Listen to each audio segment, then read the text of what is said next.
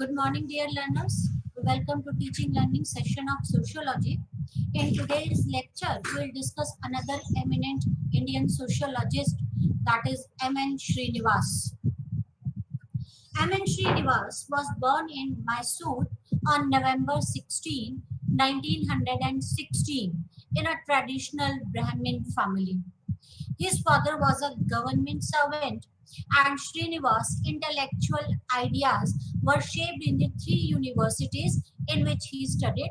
The first university was the Mysore University, where he studied the social philosophy. He was guided by A.R. Wadia and M.H. Krishna. And the second university was the Bombay University, where he was nurtured by G.S. Ghurye. As we all know that G.S. Ghurye is the father of Indian sociology. And he was the one who started or who headed this Bombay University Department of Sociology for a longer period. And the third university was the Oxford University, where he was trained by A.R. Radcliffe Brown and Ivan Pachard. A.R. Radcliffe Brown is a structural sociologist. At the post-graduation level, Srinivas worked closely under the guidance of G.S. Ghurye. Encouraged by Ghurye, Srinivas conducted a short field-based study on the marriage and family in Kannada state in Mysore University. As we all know that Ghurye was an armchair sociologist, right? Ghurye guided Srinivas at post-graduation level, and he was influenced by Ghurye. So he conducted a short field study, and his topic was on the marriage and the family in the Kannada caste of Mysore. The study was submitted as a dissertation, which was later published as a book titled Marriage and Family in Mysore. Srinivas went to Oxford to undertake DPhil program, and his research began under the supervision of Radcliffe Brown. It was on the suggestion of Radcliffe Brown that he restudied the Kurd material using structural functional approach. As we know that Radcliffe Brown is a structural functional sociologist, so he suggested Srinivas to restudy the Kurd material, that is the marriage and family in the Kurd, right, under that is using structural functional approach. Then he worked with Evan Pritchard when Radcliffe Brown left Oxford in 1946. This study was published as a book titled Religion and Society Among the Kurds of South India. In 1951, Srinivas returned to India after completion of his DPhil. He founded the Department of Sociology in Baroda University, and in 1959 he was offered a newly established chair of sociology in Delhi School of Economics at Delhi University. Between 1966 and 69, he remained president of Indian Sociological Society. He reorganized the society's journals and the sociological bulletin. In year 1972, Srinivas returned to his home state, Karnataka. He joined a newly set up Institute for Social and Economic Changes as a joint director, and he passed away on November 13, 1999. So this was a brief bio sketch of Srinivas about his birth, about his work, and about his influences. Let us discuss the central ideas of Srinivas. Srinivas is known for his writing on methods and prospects of sociological research, villages in India, caste, nation building, and many more things. He wrote on many things, but the central idea was on the villages. He wrote about the caste system. He wrote about the national building, right, and many other themes are there. Structural functionalism. As he was influenced by or he worked under Radcliffe Brown. So structural functionalism is he was well versed with this structural functionalism, and he learned the concept of social structure from Radcliffe Brown. He became convinced of its significance in the study of social life. So, because he worked under the Radcliffe Brown, and we all know that Radcliffe Brown is a social functionalist, right? And he learned this, Srinivas learned this concept from Brown, and then he was convinced of the significance of this structural functionalism in the study of the social life, how structural functionalism plays an important role in study of the social life. Srinivas' work was supervised by Evan Pritchard, right? In addition to A.R. Radcliffe Brown, as we discussed, right? Radcliffe Brown shaped his approach while Evan Pritchard inspired his vision. Radcliffe Brown's structural functionalism and his treating social anthropology as a natural science was challenged by Evan Pritchard. Radcliffe Brown, according to Radcliffe Brown, that Radcliffe Brown was a social functionalist, and and he treated the social anthropology as a natural sciences. According to Radcliffe Brown, we can study the society as we can study the natural sciences. But it was challenged by Evan Pritchard. Evan Pritchard critiqued Radcliffe Brown's idea that societies are like natural systems that are governed by laws. Instead, he proposed that interpretations were more important in understanding the social realities. As we know that there are some sociologists or anthropologists, according to them, we can study the sociology of the society according to, as per the natural laws. And while the other group feels like that it is not possible that to study the society like the natural sciences, because it is because the systems are, it is not like that, that systems are governed by the laws, right? And Radcliffe Brown was of the idea that we can study the society as we can study the natural sciences. But Evan Pritchard was of the opposite idea, right? According to Evan Pritchard, right, that it is not possible to study the society like the natural system, and because the societies are not actually governed as per the laws as the natural sciences, right? Rather than this studying the society as a natural laws, Evan Pritchard proposed that interpretation is more important in understanding the social reality. How you interpret the thing, that is more important. Evan Pritchard suggested that historical perspective was essential for holistic understanding of social life. As we all know that history plays an important role. If you really want to understand some society or the culture, it is very important that you should know the history. That according as per the Evan Pritchard, that historical perspective plays an important role. It plays an essential role, or it is essential for holistic understanding of social life. If you really want to understand the social life completely, that you should be well versed with the history of that society. That historical perspective plays an important role. Srinivas agreed with the Radcliffe structural functionalism approach. He concedes so that his perspective had shifted by the time he graduated from Oxford in 1951. He realized the significance of historical evidence in functioning of civilization. Srinivas was influenced by the structural functionalism approach of Radcliffe Brown, but um, uh, but later on, right, his perspective, he realized the significance of the historical evidences in the functioning of civilization as per Pritchard. He also concluded that comparing social laws to scientific laws was pointless, right? He was influenced that Srinivas was influenced with Radcliffe Brown, and right, but he was again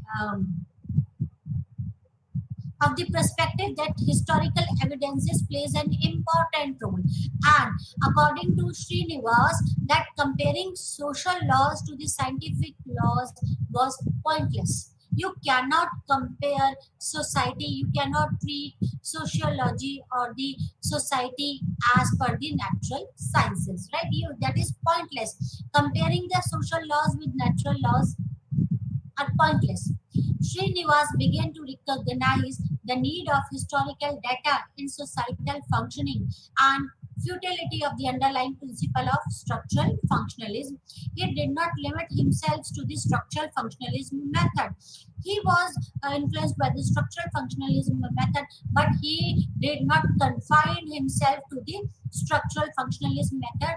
Rather than this, he understood the importance of the historical perspectives to understand the society, and he tried to inculcate the historical perspective to understand the society properly. He sought to explore meaning within and beyond context. As Evan Pritchard, according to Evan Pritchard, it is important to interpret the things. And similarly, Srinivas sought to explore the meaning within and beyond the context. He tried to interpret the meanings within the context and beyond the context.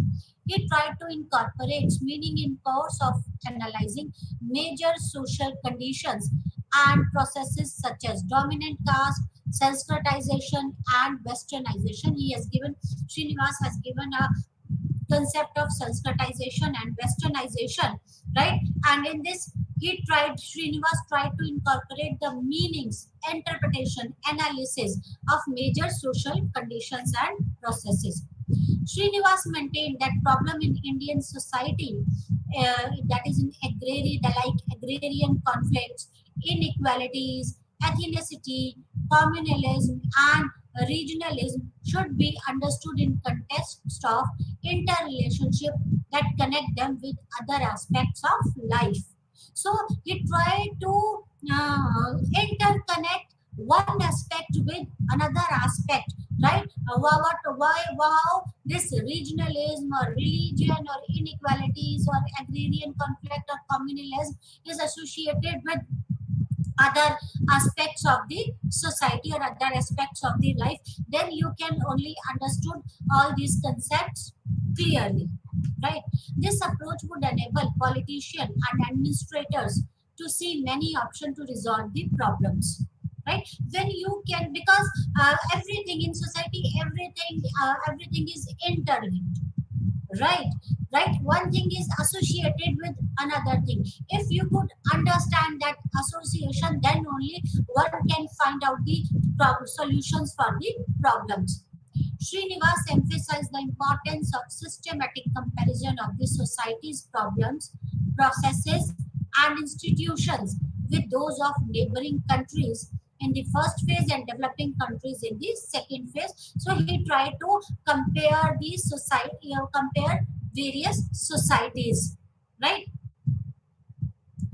Anthropologists and sociologists commonly feel that they should study other cultures rather than their own. There are the two main reasons for this. First is the familiarity with one's own culture could result in overlooking a certain important aspects of the culture.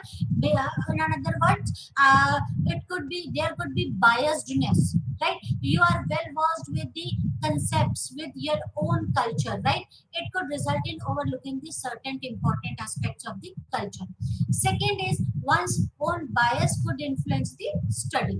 Srinivas was aware of diversity of the lifestyle and their coexistence throughout the country. For this reason, he studied culture in his own country. Although everyone tried to study the other culture because of the biasness or because of the well-versedness with its own culture, but rather than this, Srinivas was aware about the diversities in the lifestyle of his own culture, so he opted to study his own culture rather than studying anyone else's culture. He reinterpreted the notion of other in anthropological and sociological studies. Srinivas maintains differences of language, dialects, religion, sect, caste, class, and ethnicity confront Indian anthropologists at every point so that they can find the other in adjacent village, tribe, or backward slums. So, other he has Srinivas has changed the concept of other.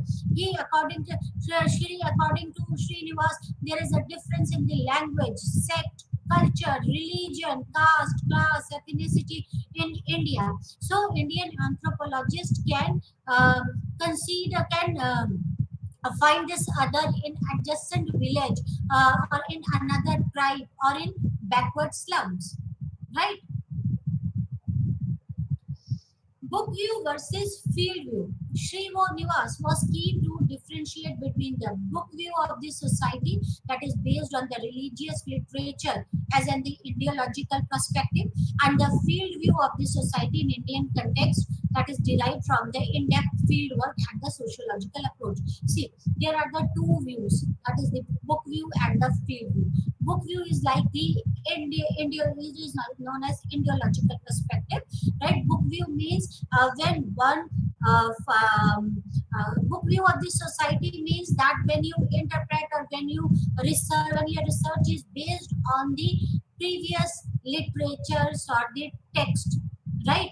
When you go through the previous literature or the text and you try to analyze or interpret that previous written literature or the text, on the basis of that when you try to interpret the society, that is known as the book view. Why? What is the field view? Field view is that field view is field work, that is when the researcher goes to the field and then he try to find out the problems and the solutions for that problem, that is known as the field view. So here Srinivas was keen to differentiate between the book view and field view. Book view is also known as the ideological perspective, right? Like many Indian sociologists opted for this book view, like G.S. Murray. He is known as an ideological sociologist, right? And field view, why field view is what? When the researcher or the sociologist or the anthropologist go to the field and try to find out,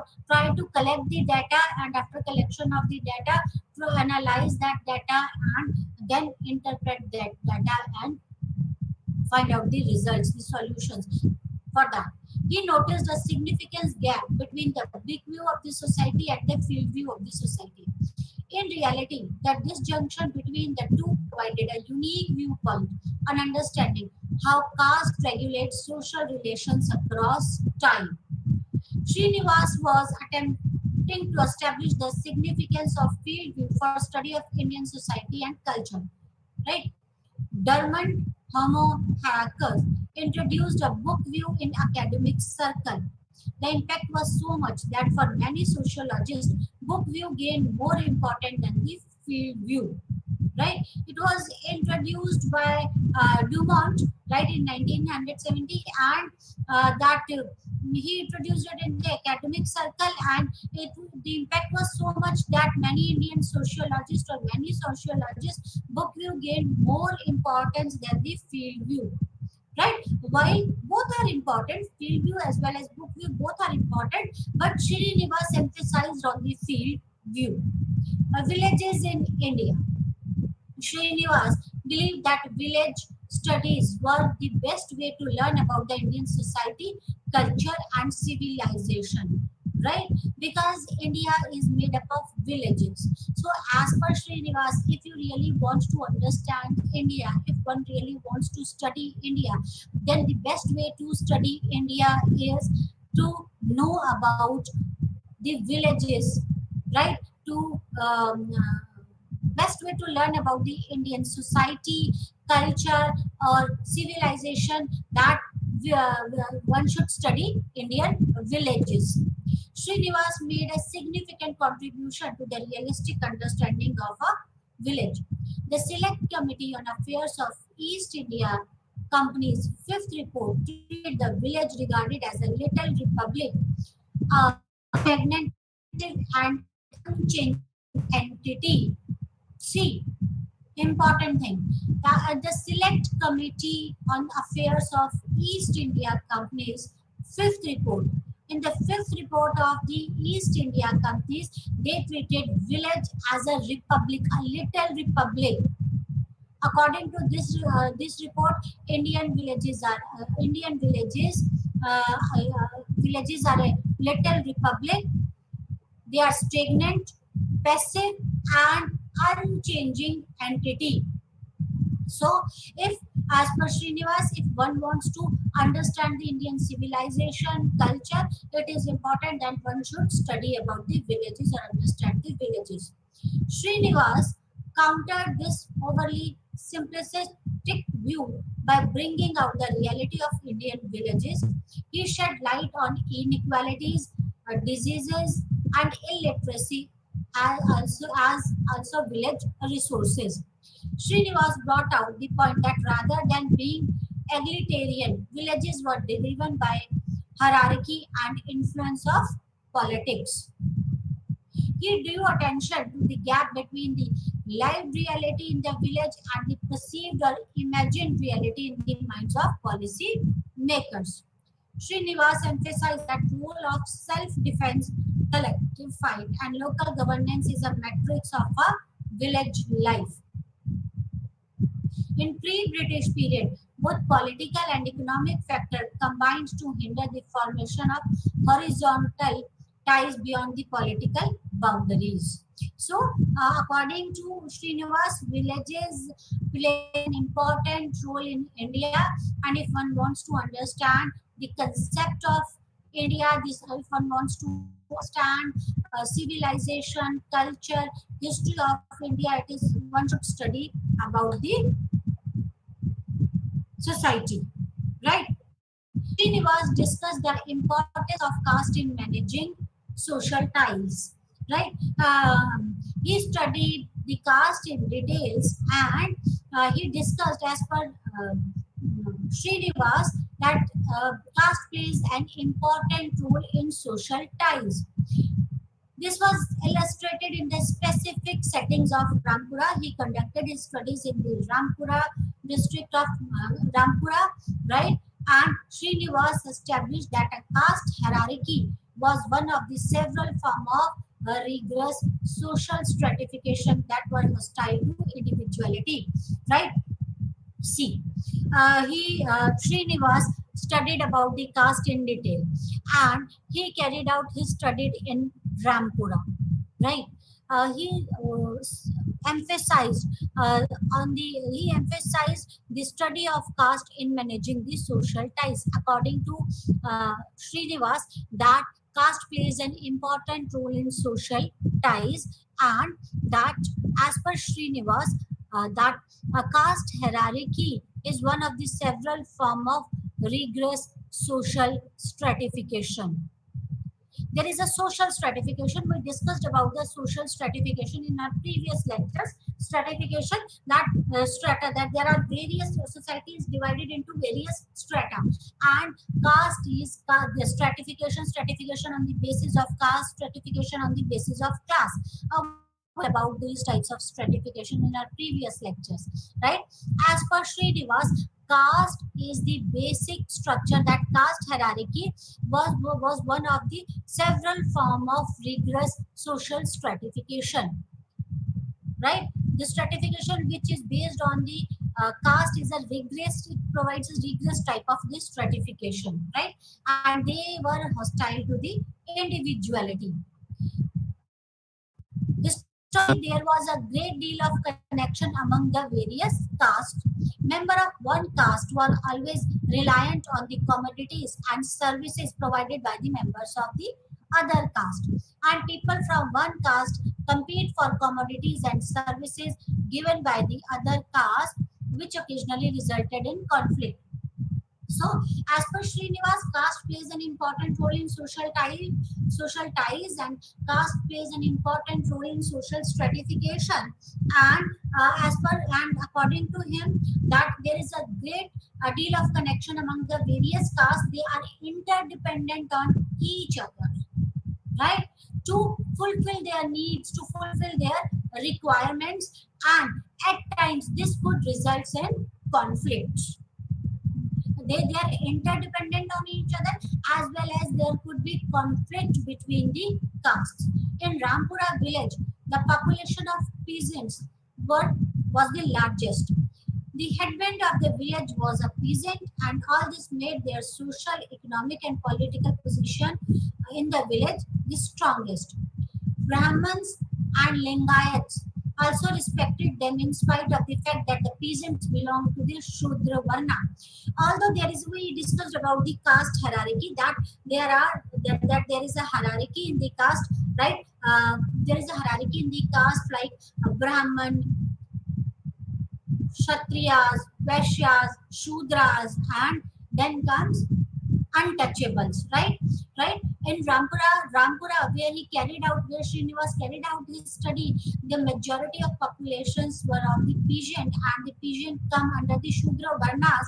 But again, because they were in majorities, right, they have hold in Rampura, and because of the majority, the Brahmins and Lingayats also respected them in spite of the fact that the Peasant belonged to the Shudra Varnas. Brahmins and Lingayats remained dominant in the ritual domains only. For support in all other aspects of life, they were dependent on the Peasant. Peasant resolved the disputes between the high caste peoples and untouchables. Can you imagine this, right? That Brahmins and Lingayats were dominant only for the rituals, right? They were dominant in the ritual domain only, while for all other aspects of life, everyone was dependent on the Peasant. Peasant used to resolve the disputes between the high caste and the untouchable.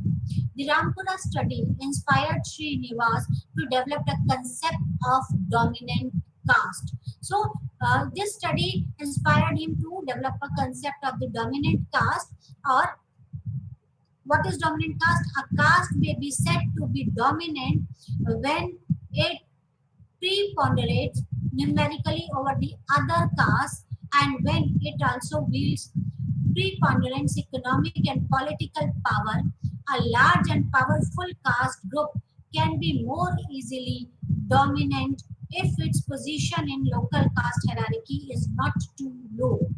See, what is dominant caste? Dominant caste is what is dominant caste? Dominant caste means that when the number of caste is more than the other caste, right? When the people belongs to a particular caste is more in a particular religion than the other caste, and they are well off economically and politically, right? So they could be the dominant class if they don't held a too low position in hierarchy, right? So this is dominant caste. Another factor which has been crucial in deciding the dominance is the amount of educated male and their vocation. Often Western and the traditional education determines the dominance. Hence Srinivas referred to this aspect of Western. So dominant, he has given the concept of dominant caste. There are the two aspects which he considered. First aspect to give this concept of dominance, first aspect is the number of the number of the people of that particular caste in a particular region, that is the number majority, as well as their political and economical dominance. And the second thing which he considered important for the dominance is your education, right? Education plays an important role, and this education determines the dominance, and this Srinivas referred this to the aspect of Western. According to Srinivas, most essential characteristics of dominations are numerical strength, that is the number, that is the next is the economic and political power, third is ritual status, and then Western education and occupation. In a community, the various elements of powers are usually distributed among the distinct castes. A caste is said to be dominant when it possesses all or most of the elements of dominance. Right? See, in a community, various elements of powers are usually distributed among different castes. But a caste is said to be dominant when it possesses most or all of the elements of dominance. Right? So dominant caste, he explained what is dominant caste: social mobility. Srinivas emphasized the mobility within the caste framework. He cites two sources of mobility in pre-British area: flexibility in the political system, particularly at lower level, and the availability of marginal land that might be cultivated. Prior to British government, political power was typically taken by the leaders of the powerful caste, who could fight battle and shift loyalties often. The Kshatriya Varna was made up of several castes. Each of the castes constructing the Kshatriya Varna had held political power. It was for this reason that when a leader of a dominant class rose to a position of a ruler, he claimed the status of a Kshatriya. Right? He inspired others and emerged as a source of mobility of others. It was during pre-British era. As a result of British rule, new sources of mobility emerged. According to Srinivas, the British pushed the following as a key source of mobility in contemporary India, that is the concept of land ownership, economic opportunities in port cities and capitals. This encouraged individuals of all castes to purchase the lands. In times of economic distress, persons of high caste residing in these cities sold their land to the peasant and other castes in the villages. Ownership of land offered them prestige and status. New values with that, right?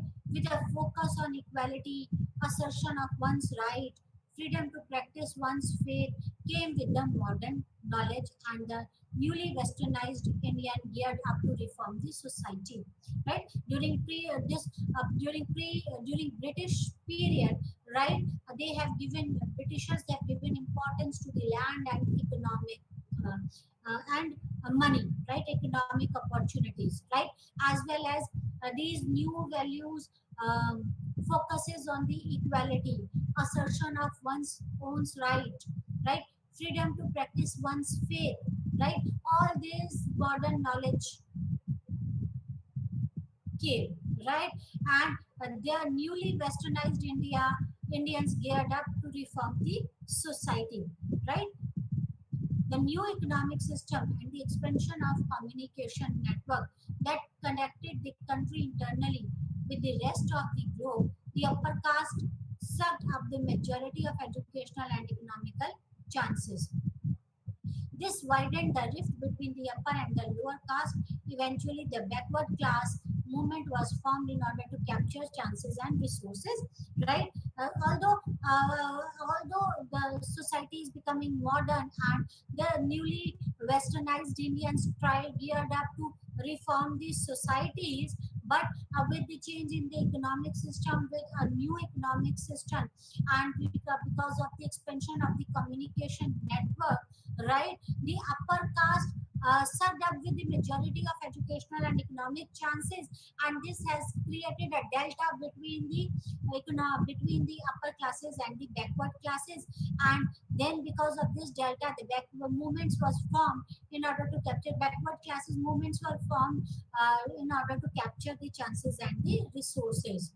New trading and employment opportunities such as roads, railways, canal constructions work that benefited several castes.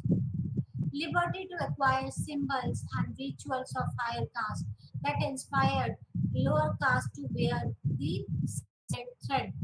The regionally dominant caste often restoring to violence and economic boycott. Such movements, however, are not always successful since victims file complaints with the police and file lawsuit in the court.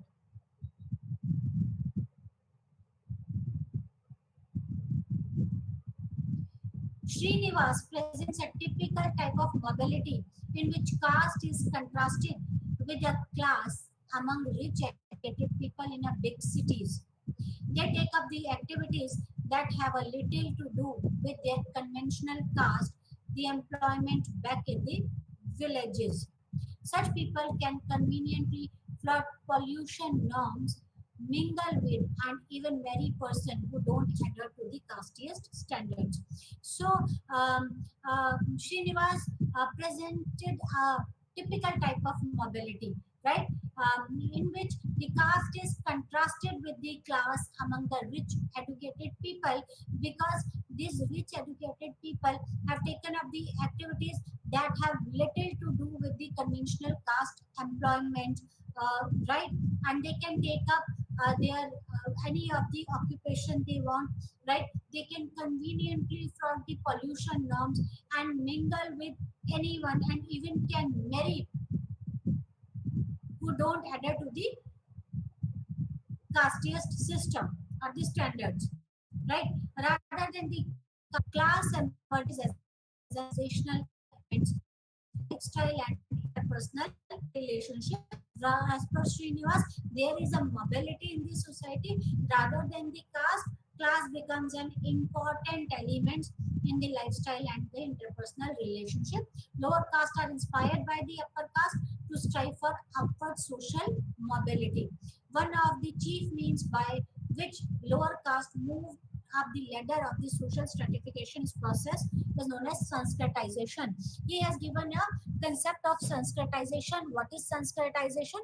Sanskritization is nothing but the mobility of the lower caste to the upper caste is known as Sanskritization, right? That is, the lower caste are inspired by the upper caste to strive for the upward social mobility, right? And the chief means by which lower caste move up the ladder of social stratification is process of Sanskritization.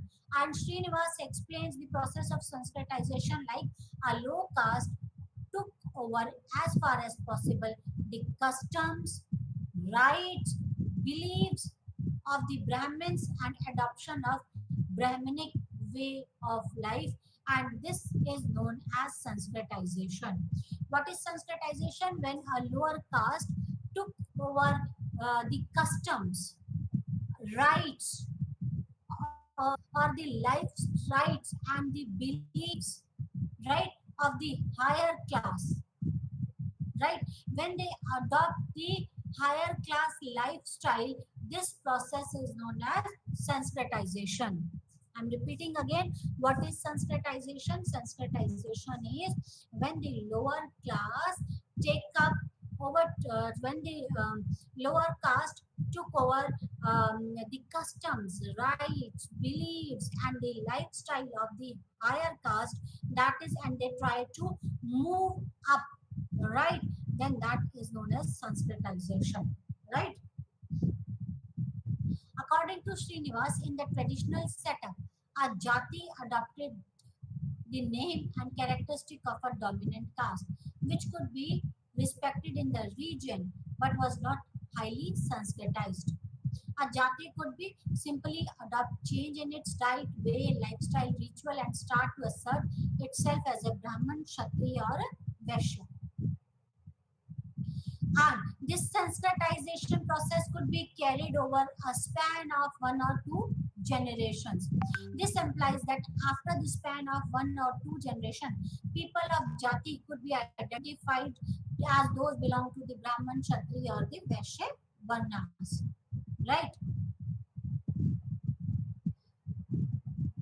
Srinivas indicated that whereas the lower caste individual try to raise their social standing by imitating the upper caste, the upper caste people are influenced by the Western ways of life, ideas, and the prospects, and for economic advancement and Western advancements and the Western ideas provided.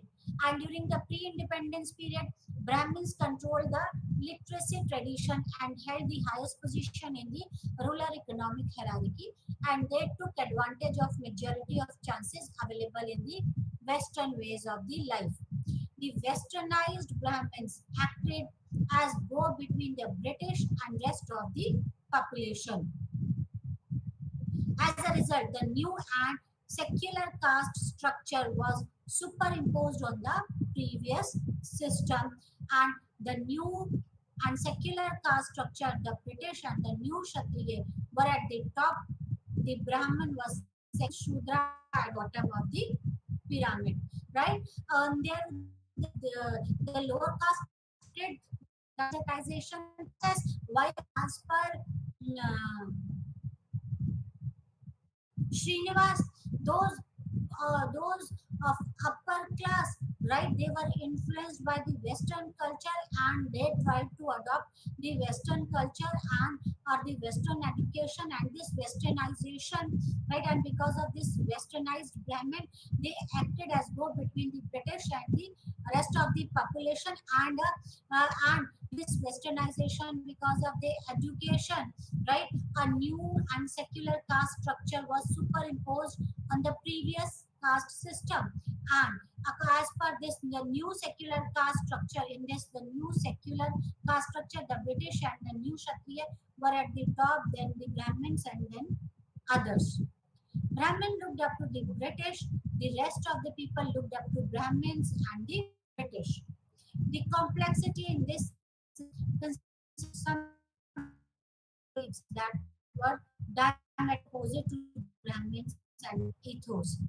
Sanskritization and Westernization are differences in contemporary social life. Brahmins become more westernized and abandon some habits. The people of lower caste adopt themselves as to become to change their way of life and advances regard to their relevant others. So that the uh, that the lower caste opted the Sanskritization process. They tried to of the beliefs, values, culture, right, and the values, culture, and ethics or ethos of the of caste above in the hierarchy, and this is known as Sanskritization. While those castes who are at the top or who are at the higher level of the hierarchy, they were influenced by the Western culture, Western education, and because of their influence, they were influenced by the Western education. Right, a new secular caste has been emerged, and this new secular caste is now at the top of the hierarchy. Then comes the Brahmin and then the others, right? And this influence of the people by West culture or Western society, this known as the Westernization, right? Community development and nation building. The westernized elite in India uphold Western concepts and values. Focus on nation building. In independent India, Srinivas held social scientists in the country for ignoring the complexity of political and social stability, consistency, drawing conclusion about the country as a whole.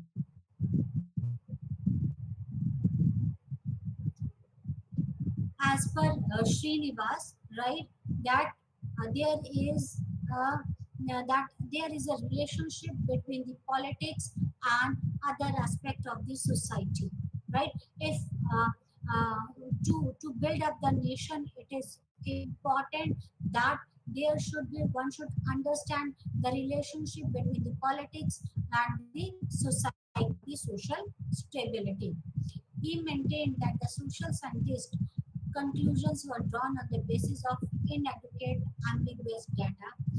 They did not celebrate the success in nation building given the effect of the country's vastness and the diversities. He suggests that the importance of westernized elite for their commitment towards reforming society. Srinivas outlines the fundamental elements in the process of nation building in India that includes a protective discrimination for scheduled caste, scheduled tribes, other backward classes, which aim to ensure the opportunities of growth and development reach to the socially and virtually unprivileged people if you want to grow as a nation. Democracy as an important information system in which the needs and necessities of people living in different regions, the effect of administrative actions. A free but a responsible press is essential for effective functioning of democracy. So he emphasized on the protection of discriminations for scheduled castes, scheduled tribes, and other backward classes, as well as the democracy. As a democracy, that information system is important. He emphasized on the freedom of the press, right?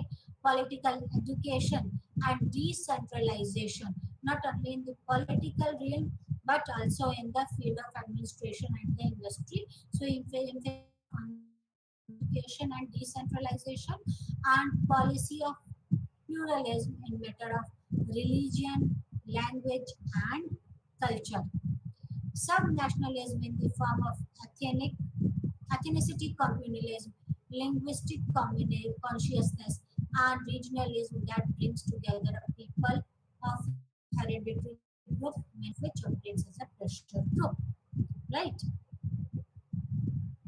Secularism, ensuring that members of each religions are allowed to profess, practice, and propagate their faith on their own. Right? Srinivas describes multiple cultures centered on the urban middle class and rural poor class in the larger framework of the Indian society. Right?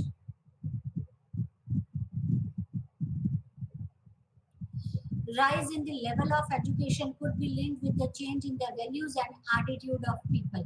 Education promotes the economic progress, right? So if one wants to build the nation, the few important aspects which one should consider, right?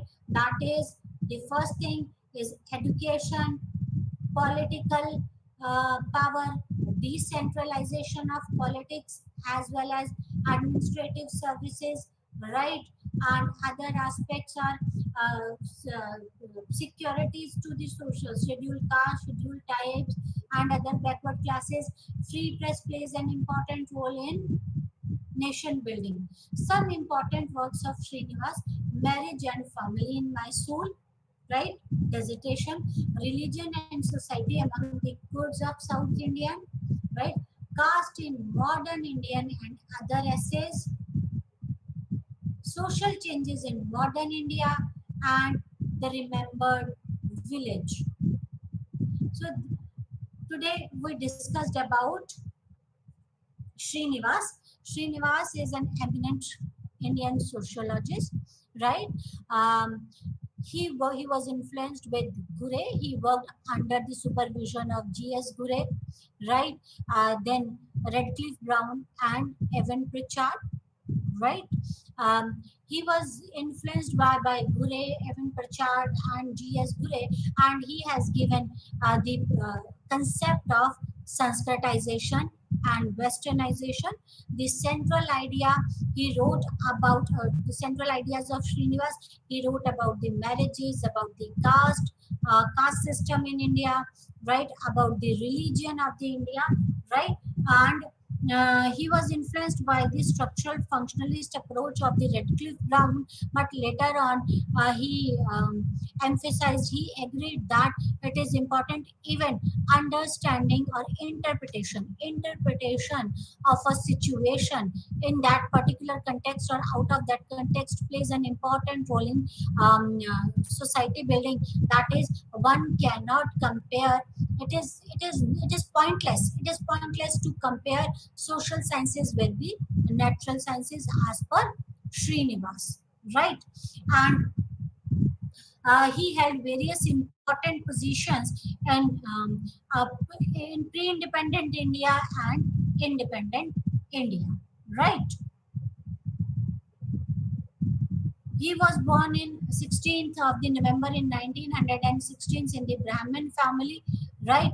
And about his work, we discussed about his work that he thoroughly studied about the religion, he thoroughly studied about the marriages. He thoroughly study about the caste. He has given the concept of westernization and sanskritization. Sanskritization is what? Sanskritization is a form of social mobility. Social mobility is what? When one caste moves from its own place to the another place, that is known as the sanskritization. Sanskritization is when the lower caste in the hierarchy opts the rituals, values, beliefs, or the lifestyle of the higher caste in the hierarchy and try to move to the higher position. That process is known as Sanskritization. And westernization, as per Srinivas, right? The higher class in the hierarchy were more influenced by the Western society or the culture, and they try to opt the study. They try to opt the culture of the Western and the Western education, and this has given rise to another Western secular caste. And now this Western secular caste is at the top of the hierarchy. Then comes the Brahmins, and then the others. This when this influence of the Western culture on one's own culture is westernization, right? When people are influenced by the Western culture, that is known as the westernization. And social mobility, sanskritization is a concept of the social mobility when the caste of a lower hierarchy tries to move to the upper side of the hierarchy. That is known as sanskritization, right? So he has given the concepts, right? Uh, he was as he worked with the Redcliffe Brown, so he was in many of his work is based on the structural functionalism, right? But later on, he also emphasized on the interpretation of the situations, right?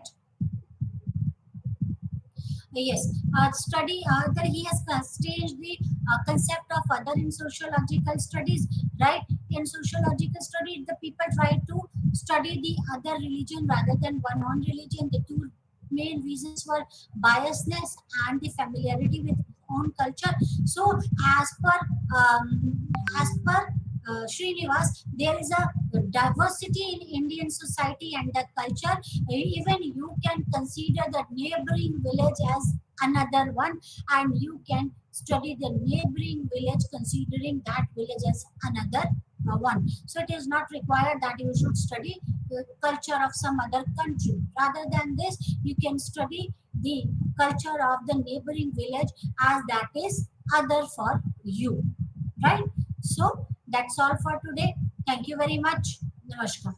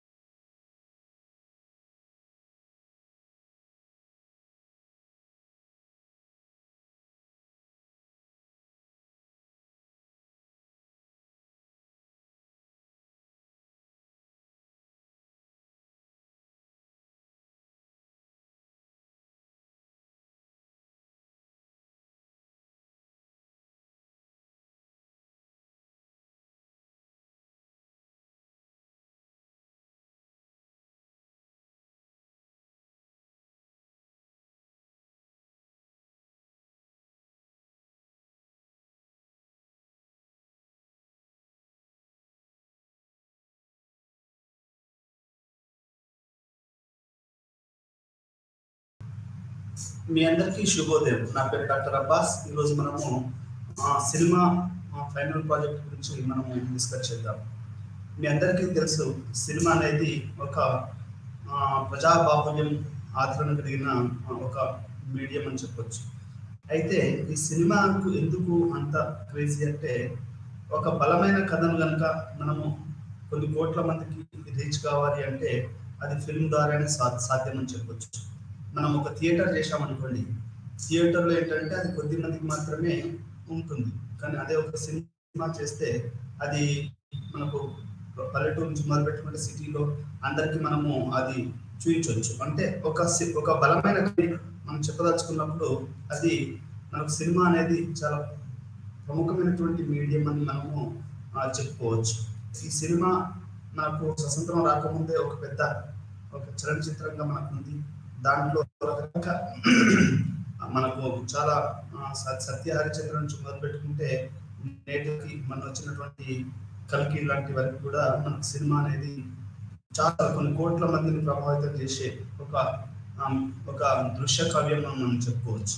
అయితే ఇట్లాంటి సినిమాలు తీసే ముందు ఎట్లాంటి అవకాశాలు ఉన్నాయి, మనం ఏ రకంగా తీయవచ్చు, ఎంతమంది జీవితాలు దీంట్లో వారికి పెట్టుబడిగా పెట్టారు, కవులు, కళాకారులు, దీంట్లో 24 క్రాఫ్ట్స్ అనేటివి ఉంటాయి. అంటే editing, filming, music, art, action, costumes, music, direction, assistant direction, camera, ఇట్లా మనకు 24 క్రాఫ్ట్లు అనేటివి సినిమాలో ఉంటాయి. ఈ సినిమా అనేది ఒక రకంగా పెట్టుబడిదారి విధానానికి ఒక సూచిక అని చెప్పొచ్చు. ఎందుకంటే మీరు అనొచ్చు, సార్ ఎందుకు సార్ దీన్ని పెట్టుబడిదారి విధానం అంటున్నారు, ఇది కూడా అంటే ఎందుకంటే ఇది కొద్ది మంది పెట్టుబడిదారు చేతుల్లోనే ఈరోజు సినిమా అనేది ఉంది. మనకు ఒక తంతుల చేతిలోనో లేకపోతే ఒక ఉమెన్ చేతిలోనో ఈరోజు సినిమా లేదు. ఇది ఉన్నత కులాలు, ఉన్నత వర్గాలు, ఆ తర్వాత కొంచెం ఆర్థికంగా వెసులుబాటు ఉన్నటువంటి వాటిలలో మాత్రమే మనకు సినిమా అనేది ఈరోజు వాళ్ళ చేతిలో బందీ అయింది. మన కనుక బాలీవుడ్ చేసుకుంటే పంజాబీ సిక్కులు, పంజాబ్ నుంచి చాలా రిచ్ రైతాంగము, వీళ్ళ దగ్గర కరణ్ జోహర్, బొకడియాలు, వీళ్ళందరూ కూడా పంజాబీస్.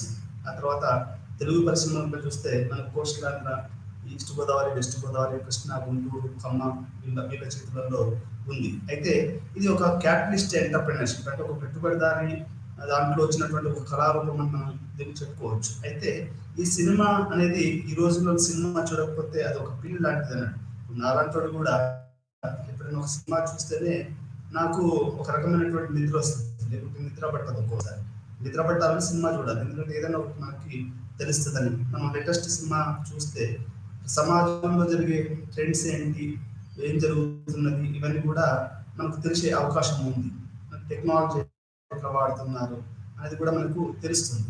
అంటే ఫిల్మ్ అనేది ప్రపంచవ్యాప్తంగా ఇప్పుడు మా అమ్మ దగ్గర, మా అమ్మ చదువుకోలేదు, మా అమ్మ దగ్గర నుంచి మొదలు పెట్టుకుంటే పెద్ద ప్రొఫెసర్ అమర్త్య సేన్ లాంటి వాళ్ళు కూడా సినిమాలు చూస్తారు. నోబెల్ లారెట్స్, ప్రధానమంత్రులు కూడా చూస్తారు. అంటే అంత ప్రభావం సాదా సీదా గ్రామీణ స్త్రీల నుంచి మొదలు పెట్టుకుంటే మీకు ప్రధానమంత్రులు, ముఖ్యమంత్రులు అందరూ కూడా సినిమాలను చూస్తారు. మా ఊర్లో, మా మండలంలో కాశీనాథ థియేటర్ అని ఉండేది.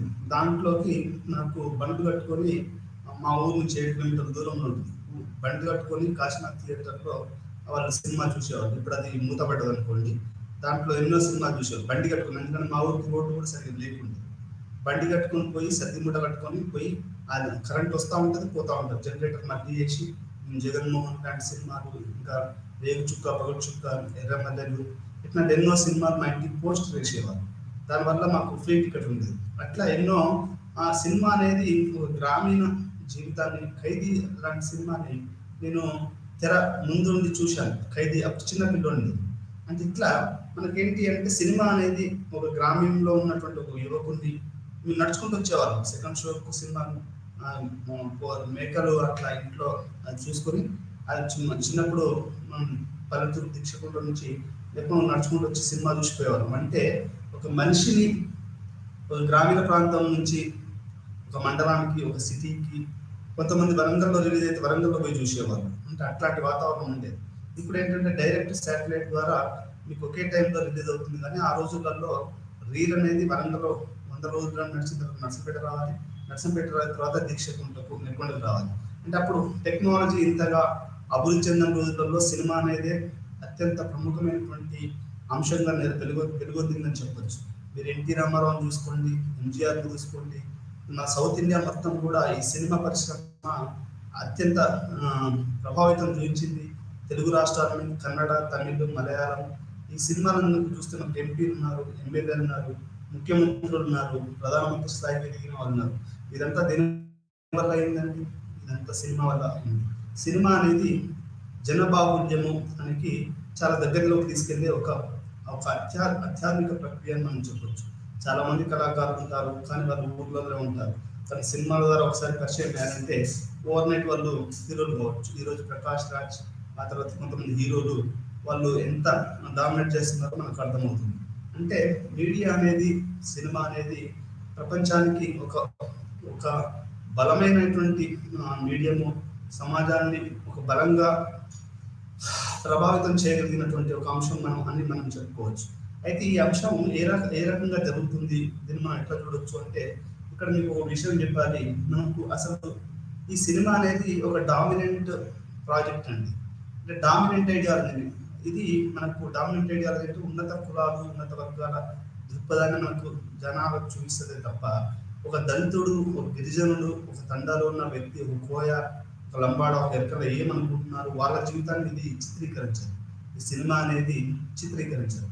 అంటే ఇది ఫ్రాంక్ఫర్ట్ స్కూల్ ప్రకారం, అంటే మనకు హిట్లర్ ఎప్పుడైతే రైజ్ అయ్యాడో అదే టైంలో మనకు మార్క్సిస్ట్ స్కూల్ అయినటువంటి ఫ్రాంక్ఫర్ట్ స్కూల్ అనేది 1930s అట్లా మనకు ఫ్రాంక్ఫర్ట్ స్కూల్ అనేది మార్క్సిజం అనేది మనకు మొదలైందని మనం చెప్పుకోవచ్చు. ఆ మార్క్సిజము ఫ్రాంక్ఫర్ట్ స్కూల్ ఏం చెప్తుంది అంటే, మనకు ఇటు మోడర్నిటీ అంటే హేతువాదం ఏదైతే వచ్చిందో, మనకు రైట్ టు ఓటు, మనం ఎవరైనా అందరికీ సమాన హక్కులు, మన రాజ్యాంగం ఇవన్నీ ఏదైతే ఉన్నాయో అవి ఏం చెప్పింది అంటే అందరికీ సమాన హక్కులు అని చెప్పింది హేతువాదం. అయితే దాని తర్వాత అది మనకు మరి హిట్లర్ ఎందుకు వచ్చాడు అంటే, మనకు హేతువాదంలో కూడా ఒక నియంతృత్వ పోకడన, ఒక వ్యక్తిగత పూజ ఇట్లాంటివన్నీ వచ్చాయి. పోస్ట్ మోడర్నిటీ అంటే ఆధునికాంతరవాదం, అంటే ఇప్పుడు మనం చెప్పుకున్న దాంట్లో కూడా ఇప్పుడు మనకు కొంతమంది కల్చరల్ ఐకాన్స్ అని అదొక రకమైనటువంటి ఫ్యాసిజం. అంటే ఒక పక్క మోడర్నిటీ అనేది స్టాలిన్, హిట్లర్ ఇట్లాంటి వాటికి దారి తీస్తే, మీకు హై టెక్నాలజీ ఏం చేస్తుంది, మీకు హై లెవెల్ ఆఫ్ డిక్టేటర్షిప్ దారితీస్తుంది. అందుకని గాంధీ గారు చెప్తా ఉంటారు, టెక్నాలజీని మ్యాక్సిమం మనం తక్కువ వాడడానికి ట్రై చేయాలి. నేను కూడా వాడతాను ల్యాప్టాప్, సెల్ ఫోన్. నిన్న మాకు సెల్ ఫోన్ గురించి అంటే, ఇది టెక్నాలజీ అనేది అంతగా నాకు తెలిసి వాడకపోవడమే బెటరు. కాకపోతే ఇప్పుడున్న టైంలో మరి దానికి అడిక్షన్ కాకుండా, ఒక స్లేవరీ లాగా కాకుండా, మనం ఇప్పుడు మా ప్రొఫెసర్ గారు అన్నారు, ఆయన ఏమంటారు అంటే, నేను రీల్స్కి అడిక్ట్ అయిపోయాను అని చెప్తా ఉంటాను. అంటే మనం టెక్నాలజీ అనేది మనల్ని ఈరోజు ఒక స్లేవ్ లాగా చేస్తుందని చెప్పొచ్చు. మనల్ని ఒక బానిసగా చేసి మనకు తెలియకుండానే మన మెదడుని, మన హృదయాన్ని అది మొత్తం అది ప్రభావితం చేస్తుందని చెప్పొచ్చు. అంటే ఇంతగా ప్రభావం ఉన్నటువంటి ఒక సినిమా అనేది ఎట్లా అర్థం చేసుకోవాలి అనేది సోషియాలజీ కనుక మనం చూస్తే, మనం సమాజ శాస్త్ర ప్రకారం చూస్తే, ఇది ఒక డామినెంట్ ఐడియాలజీలో భాగంగా మనం చూడాలి. ఇప్పుడు బ్రాహ్మిన్స్ ఉంటారండి, క్షత్రియులు ఉంటారు. అదే మన హాలీవుడ్లో అయితే వైట్ మ్యాన్ ఉంటారు. మరి బ్లాక్ మ్యాన్ కొన్ని కోట్ల మంది ఉన్నారు అమెరికాలో. ఎందుకు ఒక బ్లాక్ డైరెక్టర్ ఉన్నాడు, బ్లాక్ సాంగ్స్ ఉండవు, బ్లాక్ థీమ్స్ ఉండవు. ఏమైనా కానీ 007 అని, లేకపోతే టామ్ క్రూజ్ లాంటి వాళ్ళు రష్యాని బ్రేక్ చేయడానికో, లేకపోతే ఇట్లా రకరకాలుగా మనకి వైట్ సుపీరియారిటీ బయట చూపిస్తారు. ఇండియాలో అయితే బ్రాహ్మణికల్ ఐడియాస్. మీరు ఎప్పుడు చూసినా కానీ హీరో ఒక బ్రాహ్మణ్ అంటాడు, అంటే మ్యాక్సిమం, నేను అందరికీ అనట్లేదు, ఒక బ్రాహ్మణ్ ఉంటాడు, అతనేమో ఏదో ట్రాఫిక్ ఇరుక్కోపోవడం, ఇప్పుడు మీకు అపరిచితుడు, జెంటిల్ మ్యాన్, ఇట్లాంటివన్నీ కూడా ప్రొటాగనిస్ట్ ఈజ్ ఎ బ్రాహ్మణ్, మనకి ఏదో అన్యాయం జరుగుద్ది, మిగతా వాళ్ళందరూ తనకి ఆ సిస్టమ్ మొత్తం వాడు మార్చాలని చూస్తాడు. అంటే ఇప్పుడు డామినెంట్ ఐడియా, మాకు దళితునికి అన్యాయం జరిగితే, దళితులకి ఇట్లా అన్యాయం జరిగిందని సినిమా తక్కువ మనకి. ఇప్పుడు అంబేద్కర్నో, పూలేనో, లేకపోతే మహాత్మా గాంధీనో ఈ ఐడియాలజీకి సంబంధించి ఎవరు సినిమాలు తీస్తున్నారు, అన్ని ఏమైనా కానీ మెన్ ఒక సెక్సిస్ట్గా చూపించడం, అంటే ఎక్సెప్షన్స్ ఉంటాయి, నేను కాదనట్లేదు అనుకోండి, ఇవన్నీ చూపించడం జరుగుతుంది. విలన్స్ ఒక దళితుల్ని, మైనారిటీని, క్రిస్టియన్స్ని, లేకుంటే బహుజన వర్గాన్ని, లేకుంటే వెనుకబడిన ప్రాంతాన్ని విలన్గా చూపించడం, ఉదాహరణకు రాయలసీమని తెలంగాణ యాసని జోకర్స్గా పెట్టడం, ఇదంతా కూడా జరుగుతుంది. అంటే ఇక్కడ మనం ఫ్రాంక్ఫర్ట్ స్కూల్ వాళ్ళు ఏం చెప్తున్నారు అంటే, సినిమా అనేది కూడా ఒక పెట్టుబడిదారి అంశం. అది ఉన్నత వర్గాలు ఉన్నత కులాల యొక్క ఐడియాలజీ. ఇప్పుడు మనకు సాంప్రదాయ మార్క్సిజం ఏమైంది అంటే భూమి భుక్తి విముక్తి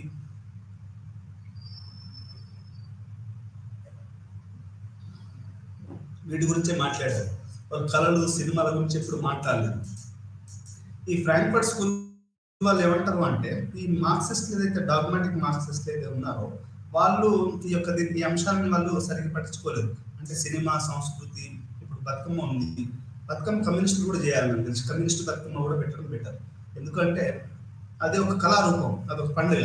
ఇప్పుడు వినాయక చవితి ఉంది, ఇప్పుడు వాళ్ళు దేవుని నమ్ముతారన్నప్పుడు వాళ్ళు సెలబ్రేట్ చేస్తున్నారు. అదొక ఒక ఐడియాలజికల్ గా చేయాలి. ఇప్పుడు ఇంతవరకు సాంప్రదాయ కమ్యూనిజం ఏమైంది అంటే సినిమాల్ని, కళల్ని, ఆ తర్వాత బతుకమ్మల్ని, ఇట్లాంటి కళారూపాలను మొత్తం కూడా అది వాళ్ళు పెరిఫరీ, అంటే అది ఒక పునాది అంశం కాదు. అంటే ల్యాండ్, లేబర్, క్యాపిటల్, ఎంటర్ప్రినర్షిప్ లాగా అదొక పునాది అంశం కాదు. కళాకారుడు అంటే ఒక ఏదో జోకరు అట్లా చూసేవాళ్ళు. దానివల్ల ఏమైంది అంటే అది దానివల్ల అది కమ్యూనిస్టులకే లాస్ అయింది. ఈరోజు ఎందుకు కమ్యూనిస్టులు కార్మిక వర్గ సినిమాలు తీయకూడదు? మాధవ్ రంగ్ గారు, ఆర్ నారాయణమూర్తి ఎందుకు తీయాలి? అసలు మొత్తం సమాజం తీయచ్చు కదా. ఇప్పుడు ఎందుకు కొన్ని సినిమాలు నడవాలి అంటే ఎందుకు చెప్తున్నానంటే ఐడియాలజికల్ గా ఎట్లా చూడాలి సినిమాని అనేది కూడా చాలా ప్రధాన ముఖ్యం. ఎవరైనా చెప్తారు మదర్ ఇండియా గురించి, లేకపోతే మంటరత్నం గురించి ఎవరైనా చెప్తారు. మనం అర్థం చేసుకోవాల్సిన విషయం ఏంటంటే సినిమాని ఎటువంటి దృక్పథంతో చూడాలి. ఒకవేళ మనం దానికి విభిన్నంగా ఏమైనా చేయగలుగుతామా? సోషలిస్ట్ సినిమాలు, కమ్యూనిస్ట్ సినిమాలు, లేకపోతే సామాజిక స్పృహల సినిమాలు తీసి వాటిని హిట్ చేయగలుగుతామా? సినిమా అంటే ఓన్లీ హీరోయిన్, కళ అనేది ఒక వ్యాపారాత్మకంగా అయిపోయింది, వ్యాపారాత్మకమైన కళ అయిపోయింది. అంటే ఇది వ్యాపారం చేస్తున్నారు. కళని కళగా చూడాలి, కళ ప్రజల కోసం కాకుండా కళ అనేది డబ్బులు సంపాదించడానికి అయిపోయింది. ఇప్పుడు రమానాయుడు ఎట్లా వచ్చిందండి అన్ని డబ్బులు, రామోజీరావుకి ఎట్లా వచ్చాయి? వాళ్ళు సినిమాలు తీశారు కదా, సినిమాలు తీశారు, ఏదేదో చేశారు, మొత్తం ఆ డబ్బులు మొత్తం. ఇప్పుడు రామోజీ కొన్ని చాలా సినిమాలు తీశాడు, ఆ సినిమాల ద్వారా డబ్బులు సంపాదించాడు. రమానాయుడు అట్లా చేశాడు, బాలీవుడ్ అట్లా చేస్తుంది, మీకు బాలీవుడ్ కూడా అట్లా జరుగుతుంది. అంటే సినిమా అనేది ఒక ఉన్నత వర్గాలు, ఉన్నత కులాల వాళ్ళ యొక్క ఆలోచనల్ని జనాల మీద రుద్ది దాన్ని మొత్తంగా చేయడం. ఇప్పుడు మీరు ఈ సినిమాలు చూసుకుంటే హమ్ ఆప్కే హై కౌన్, లేకపోతే కుచ్ కుచ్ హోతా హై, ఇదంతా ఎక్కడి నుంచి పంజాబీ ఫ్యామిలీస్లలో జరుగుతుంది, ఇప్పుడు గుజరాతీ ఫ్యామిలీస్లో జరుగుతుంది. అది దీక్షకుడు ఎట్లా కనెక్ట్ అవుతాం? ఈ మన ఏంటంటే అది కనెక్ట్ అయిపోతారు. ఎందుకంటే వాళ్ళ ఐడియాలజికల్గా మనకు తెలియకుండానే మన మెదళ్ళని, మన మనసుని గెలిచేస్తారు వాళ్ళు. ఈ రకంగా మనము ఫ్రాంక్ఫర్ట్ స్కూల్ వాళ్ళు ఏం చెప్తున్నారు అంటే మనం సినిమా అనేది ఒక డామినెంట్ ఐడియాలజీగా చూడాలి. అంటే ఒక ఉన్నత కులాలు, ఉన్నత వర్గాల యొక్క అంశాన్ని అది చూపిస్తుంది మనకి, వాళ్ళ యొక్క ఆలోచనని మనకు అది ఇంప్లిమెంట్ చేస్తుంది అనేది మనకు ఇక్కడ మనం అర్థం చేసుకోవాలి. అయితే ఎక్సెప్షన్స్ లేవా అని మీరు అడగవచ్చు. సార్ మరి మీరు చెప్పేది కరెక్ట్ అంటే కానీ వచ్చాయి, మదర్ ఇండియా లాంటి సినిమాలు వచ్చాయి, మొఘలయాసం లాంటి ఒక మిడివల్ ఏజెస్ లో ఒక మంచి సినిమా వచ్చింది. ఆ తర్వాత షోలే లాంటి ఒక సామాజిక, అంటే ఒక అంటే ఈవిల్స్ కి ఒక యాంటీ సోషల్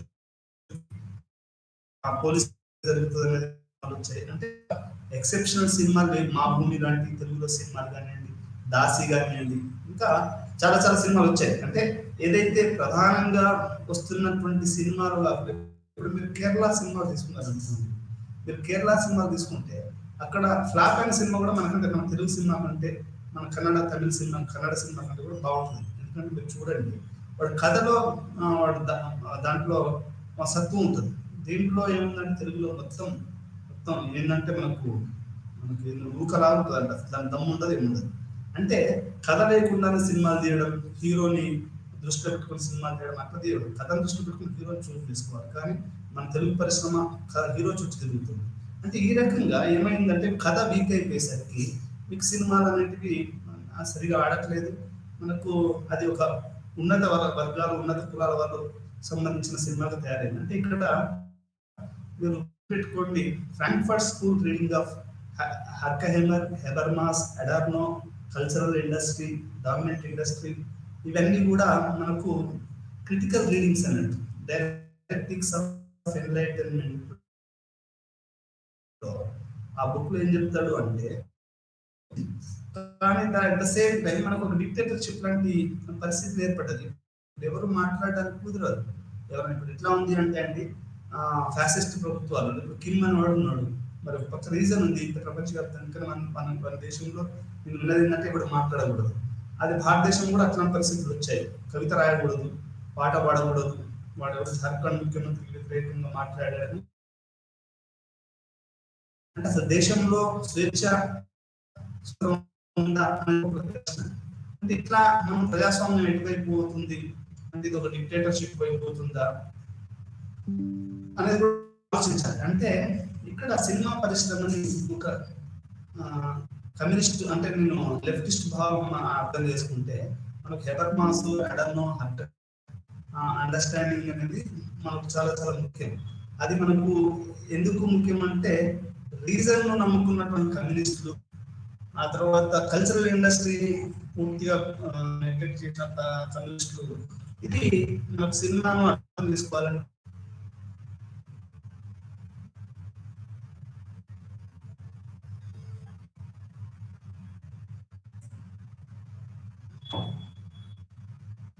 మనకు ఈ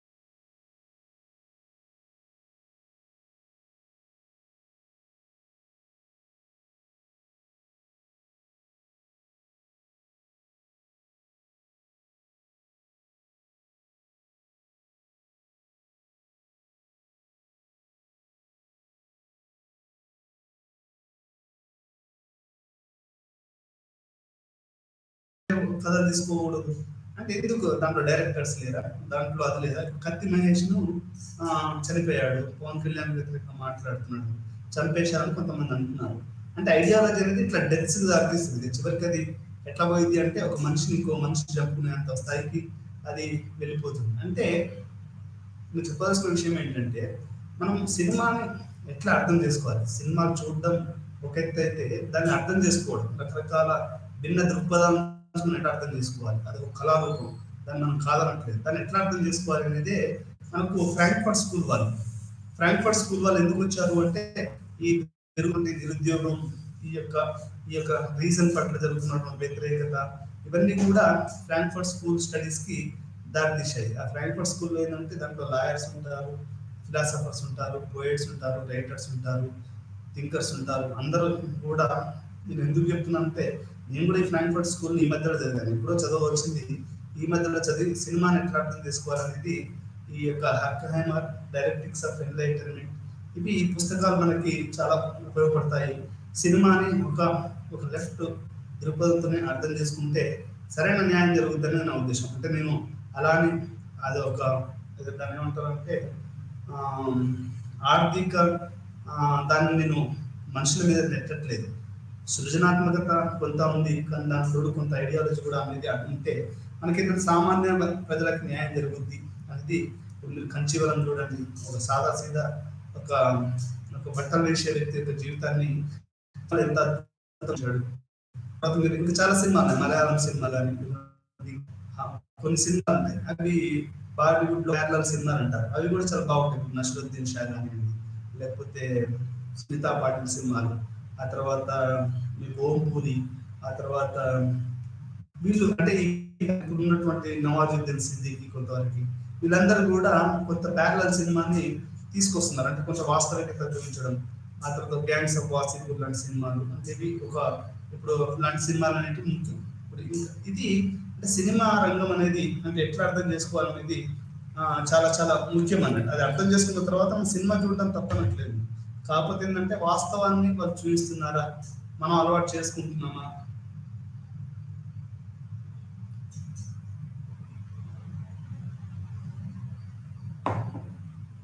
అనేది చాలా చాలా ముఖ్యం. అయితే ఈ సినిమా మనం ఇది ఫ్రాంక్ఫర్ట్ స్కూల్, మళ్ళీ మళ్ళీ చెప్తున్నాను, మీరు ఫ్రాంక్ఫర్ట్ స్కూల్ని బాగా అర్థం ఫ్రాంక్ఫర్ట్ స్కూల్ థియరీని చదవాలి సినిమాని అర్థం చేసుకోవాలంటే. అంటే మార్క్సిజము, న్యూ మార్క్సిజం చదివితే మనకి రైజ్ ఆఫ్ హిట్లర్, ఫ్యాసిజము, స్టాలిన్, భారతదేశంలో ఇప్పుడు జరుగుతున్న పరిణామాలు, సినిమాల మీద మధ్యలో పద్మావతి సినిమా రిలీజ్ అయితే గుజరాత్ లో పెద్ద ఎత్తున దాడి జరిగింది, క్షత్రుల మీద జరుగుతుంది. ఇంకేదో సినిమా దాడులు జరుగుతుంది. ఇంతకుముందు ఖడ్గం సినిమా రిలీజ్ అయినప్పుడు చాలా వరకు దాడులు జరిగాయి. ఇంత దాడులు అట్లా అంటే కృష్ణ కావాలని డైలాగ్స్ ఉంటాయి. ఈ దేశంలో అది చేశారు, ఇది చేశారు, ఎంతమంది ఎన్నోసార్లు ప్రైమ్ మినిస్టర్లు అయ్యారు, ఇంకే తక్కువ చేసిందా అని ఇదంతా అని ఏదో చెప్తాడు. అంటే అది ముస్లిం సెంటిమెంట్ ని, ముస్లింని అగౌరవపరిచినట్టుగా మనకి ఆ సినిమాలు చూపించాడు. దాన్ని గొడవలు జరిగాయి. మణరత్నం సినిమా దిల్సే తీసుకుంటే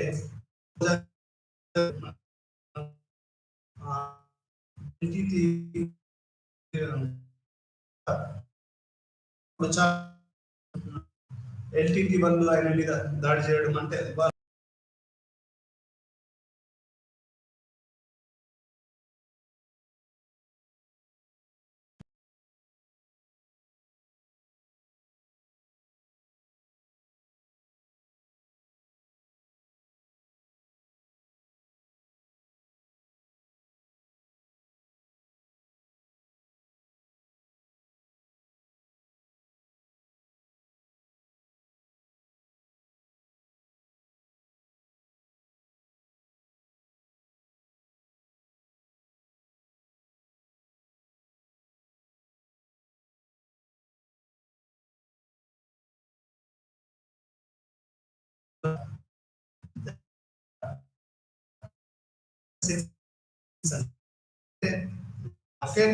మనము సాదా సీదా కూడా నువ్వు న్యూడ్గా చూపించిన నా దృష్టిలో నువ్వు కనుక కెమెరాని ఒక దాన్ని ఆ చూసే దృష్టికోణం ఏదైతే ఉందో నువ్వు న్యూడ్గా చూపించినా కానీ దాన్ని ఇప్పుడు స్పిల్బర్గ్ న్యూడ్గా చూపించాడు ఆడపిల్లని. అదేంటి ఎట్లా హిట్లర్లో ఎట్లా ఆడవాళ్ళు, మగవాళ్ళు, జ్యూస్లు ఎట్లా ఇబ్బంది పడేవాడని న్యూడ్గా చూపించాడు. మీరు ఆ సినిమా చూస్తున్న షేపు మనం ఒక లేడీని కానీ మెన్ కానీ న్యూడ్గా చూస్తున్నాము, మనం అక్కడ మనకి మనకు లైంగిక కోరికలు రెచ్చగొట్టినట్టుగా ఉండదు.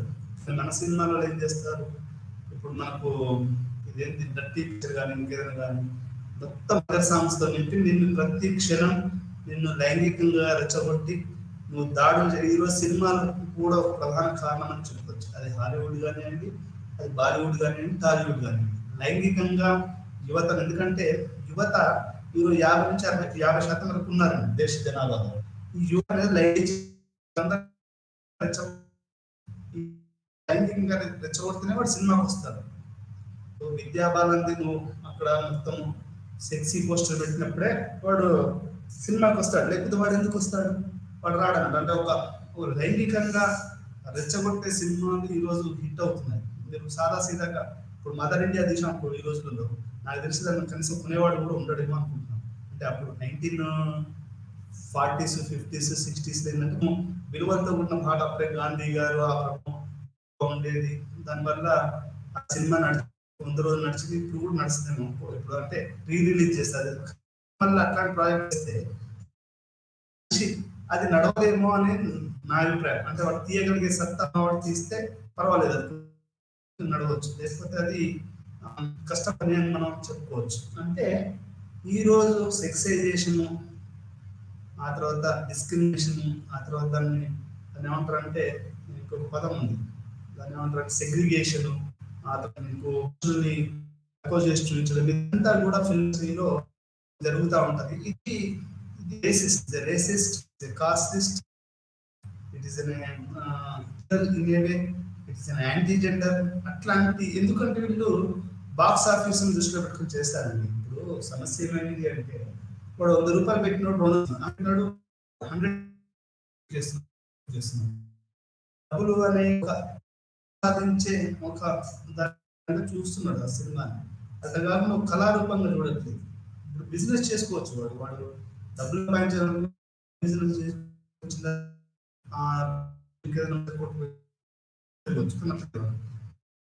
రావాలి, ఎంజాయ్ అనుకుంటున్నాను, తను గెయిన్స్ అనేది చూస్తున్నాడు. దానివల్ల సినిమాలని ఫ్లాప్ అవుతున్నాయి. మీరు 100 సినిమాలు తీస్తే దాంట్లో 5 సినిమాలు, ఒక 5 నుంచి 10 సినిమాలు కొంచెం బాగా ఆడి, ఇంకొక 10 సినిమాలు యావరేజ్ ఆడితే ఒక 20 పోతే మిగతా 80 సినిమాలు అంటర్ ఫ్లాప్ అవుతున్నాయి. అసలు సినిమా పేరు కూడా గుర్తుండట్లేదు తినాలి. ఎందుకు ఇట్లా జరుగుతుంది అంటే ఇప్పుడు ఎందుకు అట్లా జరుగుతుందని ఆలోచించాలి కదా. ఇప్పుడు 80% ఫెయిల్యూర్ ఉందండి, 20% మాత్రమే కొంచెం పర్వాలేదు అనుకుంటున్నారు, 10% సక్సెస్ ఉంది అనుకుంటే ఎందుకు ఇట్లా జరుగుతుందని కూడా మనం చూడాలి కదా. ఎందుకు కొంతమంది మాత్రమే సక్సెస్ అవుతున్నారు అని ఇవన్నీ కూడా మనం చూడాలి కదా. అంటే మనం చేయాలి. ఈ మధ్య దాసనారాయణరావు ఇంకా మిగతా వాళ్ళు ఉన్నంత వరకు కొంచెం పర్వాలేకుండా తెలుగు పరిశ్రమ అయితే, ఆ తర్వాత ఇప్పుడైతే అసలు సినిమా పరిశ్రమలోకి ఎవరు వస్తున్నారో ఎవరు పోతున్నారో కూడా తెలియని పరిస్థితి ఇప్పుడు ఏర్పడింది. ఎందుకంటే నాకు తెలిసిన సాఫ్ట్వేర్ వచ్చిన తర్వాత ఏమైంది అంటే మీకు పెట్టుబడిదారులు సాఫ్ట్వేర్ నుంచి వచ్చారు అనేది మనం విన్నాం. ఇంతకుముందు సినిమా అంటే అండర్స్టాండింగ్ వాళ్ళు వచ్చారు, ఇప్పుడు అంటే ఉంటే ఉండకపోతే కొన్ని ఒక సినిమా ఇద్దాం తీస్తున్నారు.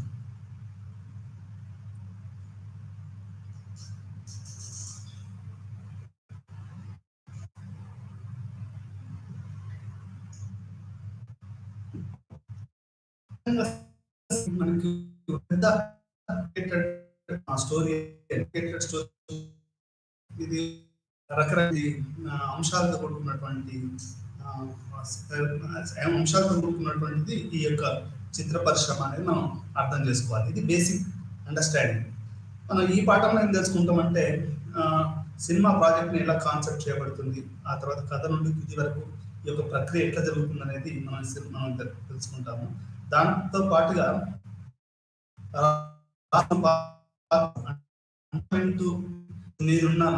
నేను ఎట్టబడ్డ సినిమా రేవంత్ రెడ్డి గవర్నమెంట్ ఉంది, మోడీ గవర్నమెంట్ ఉంది, ఈ సినిమా తెస్తే అది వాళ్ళ ప్రమేయం ఏంటి అంటే కేంద్ర రాష్ట్ర ప్రభుత్వాల ప్రమేయం ఏంటి అనేది కూడా మనం ఈ సినిమాలో మనం దీంట్లో చూస్తాం. కొన్ని ప్రసిద్ధ చలనచిత్ర మరియు వాటి వెనుకల కథ చర్చించాలి. దీంతో పాటు కొన్ని ప్రసిద్ధ అంటే ఇప్పటివరకు జనాలు ప్రపంచవ్యాప్తంగా భారతీయ సినిమాకి పేరు తీసుకొచ్చి ఆస్కార్ పోయి ఈ మధ్యలో మనకు ఆ సినిమా నాటు పాటకు కూడా ఆస్కార్ వచ్చింది. అంటే ఏ రకంగా రకరకాల సినిమాలు రకరకాల అవార్డులు తీసుకొచ్చాయి, సత్యజిత్ ఇలాంటి వాళ్ళు ఎట్లా అవార్డులు తీసుకొచ్చారనేది కూడా మనం ఈ యొక్క పాఠంలో చర్చిస్తాం. మనం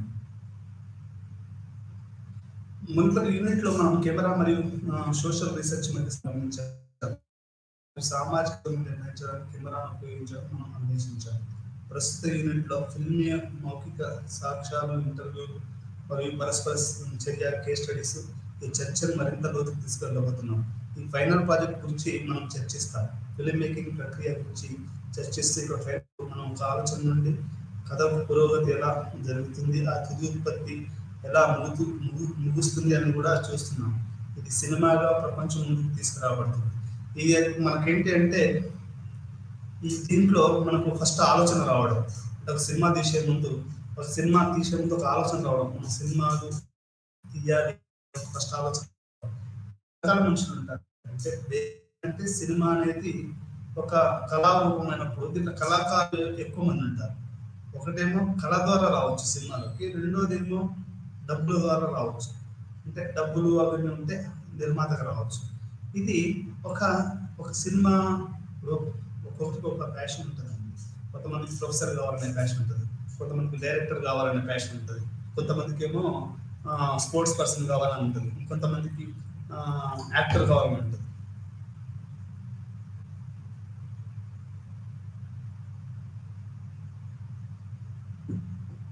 ఇట్లా మనకి రకరకాల అవి ఉంటాయి. దీంట్లో ఏంటంటే మనం ఒక సినిమా అనేది దాని ఐడియా ఎట్లా వచ్చింది, ఆ తర్వాత మనకు అక్షరాలుగా ఎట్లా మారింది, అది పేజీలకు ఎట్లా మారింది, తర్వాత సినిమా ప్రొడక్షన్కి ఎట్లా పోయింది, ఇవన్నీ రకరకాల దశలు. అంటే ఒక ఆలోచన నుంచి అది ఎట్లా ఏదైనా దేనికైనా కానీ ఆలోచన ముఖ్యం కదా. ఒక ఆలోచన నుంచి అది ఏ రకంగా సినిమా రూపం తీసుకుంది అనేది మనం కనుక చూస్తే దాని యొక్క రకరకాల దశలు ఉంటాయి. ఆ దశలు ఏంటో కూడా ఈరోజు మనం తెలుసుకుంటాం. చివరిగా సినిమాగా మన ప్రపంచం ముందుకు ఏ విధంగా తీసుకురాబడుతుంది అని కూడా మనం చూస్తాం. ఫిల్మ్ మేకింగ్ దశలు. ఫిల్మ్ నిర్మాణం అనేది సుదీర్ఘమైన ప్రక్రియ. సినిమా నిర్మాణం వివిధ దశలు చూద్దాం. సినిమా ఇప్పుడంతా పోయి 14 ఏళ్ళకి వచ్చింది. అది మనం ఇంత సినిమా తీయాలంటే అది ఒక సుదీర్ఘమైన ప్రక్రియ అనేది ఇప్పుడు మనకు అర్థమవుతుంది. ఈ మధ్యలోనే నేను ఒక ప్రొడ్యూసర్ ఇంటర్వ్యూ చూశాను. ఒకప్పుడు ఒక 30 రోజులలో పెద్ద పెద్ద సినిమాలు అనేటివి మీకు 60 రోజులలో 2 నెలల్లో మొత్తం చేసేవాళ్ళు. కానీ ఈ రోజులలో ఇప్పుడు రూప్ కిరాణి చూరొక్క రాజా అనే సినిమాని 4-5 సంవత్సరాలు తీశారు. ఆ తర్వాత పెద్ద పెద్ద సినిమా కొన్నిటిని మనకు సంవత్సరాలు పడుతుంది ఆ సినిమా తీశారు. అంటే ఇట్లా మనకి ఏమైనా ఈ యొక్క ఫిల్మ్ మేకింగ్ అనేది ఒక సుదీర్ఘమైన ప్రక్రియ అనేది మనం అర్థం చేసుకోవాలి. అంటే అది ఒక దీర్ఘ ప్రక్రియ కూడా. సుదీర్ఘ అంటే దీర్ఘానికి సుదీర్ఘానికి చాలా తేడా ఉంది. దీర్ఘ అంటే కొంచెం ఒక 1 month 2 months 3 months 4 months అనుకోండి. సుదీర్ఘం అంటే అది 1 సంవత్సరం పట్టవచ్చు, 2 సంవత్సరాలు పట్టవచ్చు, 3 సంవత్సరాలు పట్టవచ్చు. అది మనం చెప్పడం చాలా కష్టం అనేది. ఇది ఒక సుదీర్ఘమైనటువంటి ఈ ప్రక్రియ. కొన్ని సినిమాలు అయితే అంత సుదీర్ఘం చేసి మొత్తం మొఘల్ ఆజాము, మదర్ ఇండియా, లేకుంటే షోలే, ఇవన్నీ ఒక రోజులో వచ్చిన సినిమాలు కాదండి. ఇవి ఒక సుదీర్ఘమైనటువంటి ప్రక్రియకు లోనై ఆ తర్వాత ఇవి బయటకు వచ్చాయని మనం ఇప్పుడు అర్థం చేసుకోవాలి. నిర్మాత పాత్ర మరియు కథ ఆలోచన. ప్రాజెక్టు ప్రారంభం నుండి ప్రాజెక్టు మారవచ్చు. పుస్తకం లేదా సామాజిక జీవితం, సమాజంలోని ఆలోచనను స్క్రిప్ట్ లేదా సంక్షిప్త కథాంశంగా మార్చవచ్చు. అంటే ఈ యొక్క పుస్తకాన్ని ఫర్ ఎగ్జాంపుల్ నెహ్రూ గురించి తీయాలి ఒక సినిమా, లేకపోతే అంబేద్కర్ గురించి ఒక సినిమా తీశారు. ఆయన జీవిత చరిత్ర నుంచి మనకు సినిమా అనేది వస్తూ ఉంటుంది.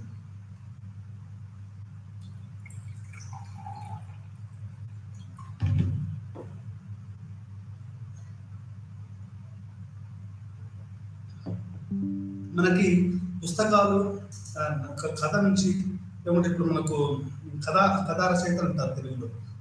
చలం ఉన్నాడు, ఆ తర్వాత శ్రీశ్రీ ఉన్నాడు, చాలా మంది కథా రచయితలు ఉంటారు. లేకుంటే మనకు ఎవరు లేడీ ఉంది కదా తెలుగులో రచయిత, ఉండేప్పుడు నిర్మల ఉంది, లేకుంటే ఎండమూరి వీరేంద్రనాథ్ ఉన్నాడు. ఎండమూరి వీరేంద్రనాథ్ రచనని మొత్తాన్ని కూడా మనకు చిరంజీవి సినిమాలుగా తీశాడు. అంటే ఒక నవల కానీ, ఒక జీవిత చరిత్ర కానీ, ఇవి మనకేమవుతాయంటే అది సినిమా రూపంలోకి వస్తుంది. మనం కథను కనుక ఎంత గట్టిగా రాసుకుంటే మనకు అంత కథను అందించే వాళ్ళు వేరుగా ఉంటారు. ఇప్పుడు మన రాజమౌళి వల్ల డైరెక్టర్ రాజమౌళి వాళ్ళ నాన్న రచయిత, సలీం, జావేద్ అఖ్తర్, వీళ్ళు ఇద్దరు కూడా కథా రచయిత. అంటే కథ కానీ నవల కానీ అది మొదట్లో అది ఎంపిక చేసుకుని దాని తర్వాత ప్రక్రియ, దాన్ని డైలాగ్స్ రాయడము, దాని పాటలు రాయడము, దాని మ్యూజిక్, ఇవన్నీ కూడా సృజనాత్మక బృందాన్ని నియమిస్తారు. అంటే ఇప్పుడు ఏఆర్ రెహమాన్ ఉంటాడు, అతనికి మనకు తమిళ్లో రాసినటువంటి వైరముత్తు ఉన్నాడు. ఇది ఒక టీం. మణరత్నం, వైరముత్తు, ఏఆర్ రెహమాన్, ఇది ఒక టీం అని మనం చెప్పుకోవచ్చు. అట్లే మనకు తమిళ టీం అయితే, తెలుగులో అయితే మనకు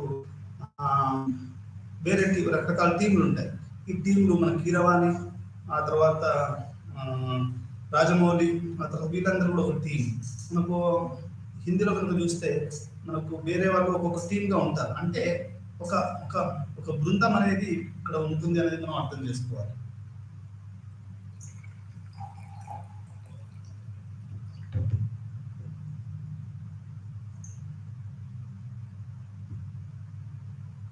ఇది ఒక సృజనాత్మకమైనటువంటి అంశము. ఇది ఒక బృందాన్ని ఏర్పాటు చేయడం అనేది జరుగుతుంది. ఆ తర్వాత నిర్మాణ ప్రక్రియ మరియు చిత్రం విడుదలయ్యే వరకు పోస్ట్ ప్రొడక్షన్ కూడా పర్యవేక్షిస్తాడు. ఇదంతా చేసిన తర్వాత ఆ సినిమా సెట్టింగ్స్ వెళ్ళి ఆ తర్వాత షూటింగ్ వెళ్ళి ఆ తర్వాత అయిన తర్వాత కూడా దాని పోస్ట్ ప్రొడక్షన్ వర్క్ అని జరుగుతుంది. పోస్ట్ ప్రొడక్షన్ వర్క్ అంటే ఏంటి అంటే ఎడిటింగ్, సినిమా సరిగ్గా వచ్చిందా లేదా, మనకు ఆ తర్వాత కలర్ ఎట్లా ఉంది, ఎంత నిడిగి ఉంచాలి, ఆ తర్వాత దాన్ని ఏ రకంగా మనకు సెన్సార్ బోర్డు వరకు పంపించాలి, ఇవన్నీ కూడా మనకు ఈ యొక్క సినిమా దాంట్లోనే వస్తాయి. ఆ తర్వాత అంత చేసిన తర్వాత మనం మార్కెటింగ్ చేయలేదు అనుకోండి, నువ్వు ఒక సబ్బును తయారు చేశావు, నువ్వు ఒక వస్తువును తయారు చేశావు, ఇప్పుడు ప్రక్రియను ఒక కళారూపం ఉంది, కానీ అది ఎట్లా ప్రజలకు పోవాలి, నువ్వు క్యాంపెయిన్ చేయాలి. ఇప్పుడు కొన్ని సినిమాలు ఏంటంటే మౌత్ క్యాంపెయిన్ ద్వారా జరుగుతాయండి. మౌత్ క్యాంపెయిన్ అంటే అనేది హిట్ అయింది. అట్లా కాకుండా మనం కొన్ని ఏమో క్యాంపెయినింగ్ చేస్తారు. ఇప్పుడు రాజమౌళి సినిమాలు కూడా ఎక్కువ క్యాంపెయినింగ్ చేయడం వల్లే ఆస్కార్ అవార్డు వచ్చింది అని చెప్తుంటారు. ఇప్పుడు మనకి కమల్ హాసన్కి ఎందుకు ఆస్కార్ అవార్డు రాలేదు అంటే అతను మార్కెటింగ్ చేసుకోలేకపోయాడు. తన సినిమా నా నటనని తీసుకొస్తాను, మార్కెటింగ్ అతను సినిమా చేయడమే కాదు, నటించడమే కాదు, రాయడమే కాదు, నువ్వు మార్కెటింగ్ చేసుకోవాల్సిన ఆవశ్యకత అనేది ఈ రోజులలో వచ్చింది. మీకు హెవీ కాంపిటీషన్ ఉంటుంది. హెవీ కాంపిటీషన్ అంటే అట్లేం లేదు, ఎవరైనా సాధించవచ్చు, కానీ అట్లా ఉంటుంది. వీళ్ళు ఖర్చు పెడతారు, అది మార్కెటింగ్ చేసుకోకపోతే పెద్ద పెద్ద ప్రోడక్ట్, పెద్ద పెద్ద సినిమాలు కూడా లేకుండా సాదాసీదా సినిమాలు కూడా ఏదైనా మార్కెటింగ్ అనేది చేయకూడదు. నువ్వు పోస్టర్ లేదు అనుకోండి, ఉదాహరణకి నువ్వు నాలాంటి ఒక సినిమా తీశాడు, ఎట్లా ఏదో ఒక టైటిల్ పెట్టి తీశాడు, అది తీసిన తర్వాత మనకు ఆ సినిమా తీసిన తర్వాత అన్ని రకరకాల కష్టాలు పడి ఆ సినిమా తీసిన తర్వాత మనం దాన్ని రిలీజ్ చేయక యూట్యూబ్లో ఆ తర్వాత సినిమా పోస్టర్ ఉంటుంది కదా, హైదరాబాద్లో ఆ పోస్టర్ లేకపోతే ఎవరు చూస్తాడు చెప్పండి? అసలు ఆ సినిమా రిలీజ్ అయినట్టు ఎవరికి అర్థమవుతుంది? ఎవరు చూస్తారు? ఊళ్ళో ఎట్లా అర్థమవుతుంది? అంటే మార్కెటింగ్ అనేది ఒక ప్రధానమైనటువంటి అంశం అనేది నేను చెప్తున్నాను. అది ఏ సినిమాకైనా, నేను రజనీకాంత్ సినిమాకు కూడా మార్కెటింగ్ చేయాలి. రజనీకాంత్ యాక్ట్ చేసేది పుట్టిన ఎవరు వెళ్ళి చూడాలి, దానికి పోస్టర్ వేయాలి. దానికి ఎంత పెద్ద హీరోయిన్ కానీ పోస్టర్ ద్వారానే రావాలి. ఎంత పెద్ద హీరోయిన్ కానీ మనకు వెనుక పోస్టర్ వెనకాల మనకి ఏమంటుంది, దాన్ని మైదా ఉంటుంది, అది మైదా పెట్టాలి, గోడ కత్తికియాలి. ఇది ఇండియాలో మనకు, వేరే దేశాల్లో తెలియదు. లేకపోతే సిటీలలో అయితే కొంచెం ఈ ఫ్లెక్సీ బోర్డులలో అది ఉండడం అనేది జరుగుతుంది. అంటే ఎంత పెద్ద హీరో అయినా కానీ పోస్టర్ ద్వారానే రావాలి కదా. వేరే రకంగా అంటే క్యాంపెయినింగ్, మార్కెటింగ్ అనేది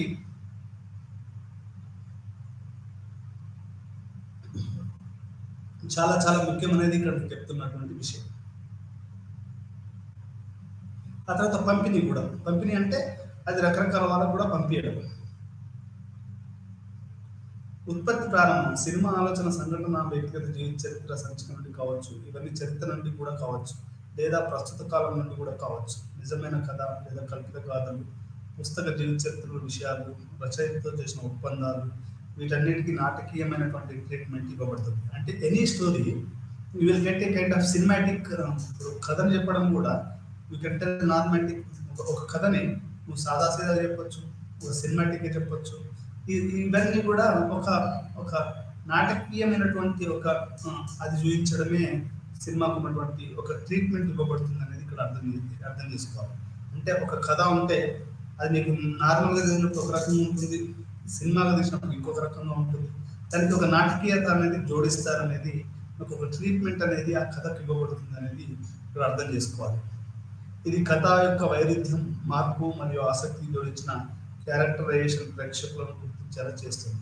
అంటే సినిమాలో ఇప్పుడు నవలలో మీరు ముల్కురాజ్ ఆనంద్ ఆర్కే నారాయణ రాసినటువంటి గైడ్ చదివితే దాంట్లో దేవానందని ఎట్లా క్యారెక్టరైజ్ చేశారు, ఆ తర్వాత ఇదంతా ఎట్లా జరిగింది అనేది కూడా మనం చూడవచ్చు. ఆ తర్వాత చాలా సినిమాలు నేను ఎట్లా గాడ్ ఫాదర్ని మనకు చూస్తే అది ఏ రకంగా మనకు గాడ్ ఫాదర్ అనేది ఆ క్యారెక్టరైజేషన్ అట్లా జరిగింది అనేది మనం చూడవచ్చు. ఉత్పత్తి వ్యవధిని 3 దశలుగా మనం విభజించవచ్చు: తయారీ, వాస్తవ, మార్కెటింగ్, పోస్ట్ ప్రొడక్షన్. ఒకసారి మనం అనుకున్న తర్వాత, ఒక నవరం నుండి అనుకున్న తర్వాత, ఇప్పుడు మనకు చేతన్ కూడా తీసినటువంటి చాలా సినిమాని ఇప్పుడు 2 స్టేట్స్ అని, హాఫ్ లవర్ అని, హాఫ్ గర్ల్ ఫ్రెండ్ అని ఏవో వస్తున్నాయి, ఈ గవర్నమెంట్ అట్లాంటివి వస్తున్నాయి.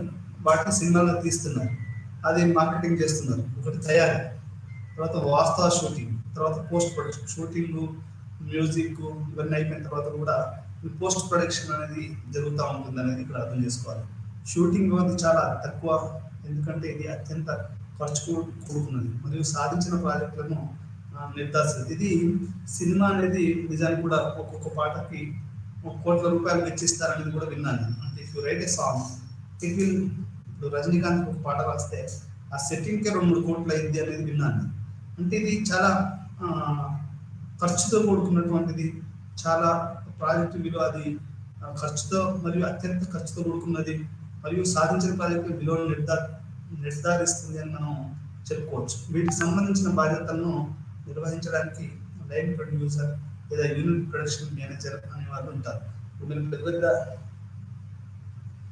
పెద్ద సినిమాలు కనుక చూస్తే దానికి లైన్ ప్రొడక్షన్ అని వస్తుంది. అంటే వాడు ఈ యొక్క ఖర్చుల్ని, పాటకి ఎంత అయింది, అది తర్వాత మిగతా వాటికి ఎంత అయింది అనేది చూస్తాడని మనం అర్థం. షూట్ మరుసటి రోజు పనిలో కాల్షీట్లో ప్రతి విభాగాన్ని నివేదించిన సమయంతో జాబితా చేయబడుతుంది. ముందుగా ప్రకటనలు, దుస్తులు, మేకప్ నిపుణులు వస్తారు. ఆ రోజు వారి సన్నివేశాన్ని జాబితా చేసిన నటుల తర్వాత వస్తారు.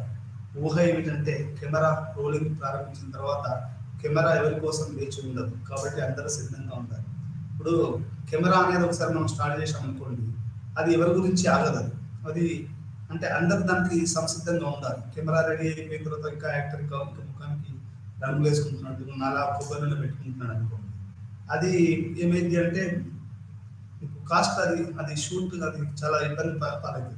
అందుకనే ఒకసారి విన్నది ఏంటంటే, నువ్వు లేట్గా వస్తే చాలా మంది యాక్టర్స్ యాక్ట్రెసెస్లు లేట్ రావడం, నైట్ పార్టీ చేసుకుని షూట్కి లేట్గా రావడం వల్ల నిర్మాతలు లాస్ వచ్చేసి చాలా మంది యాక్టర్స్ అట్లా.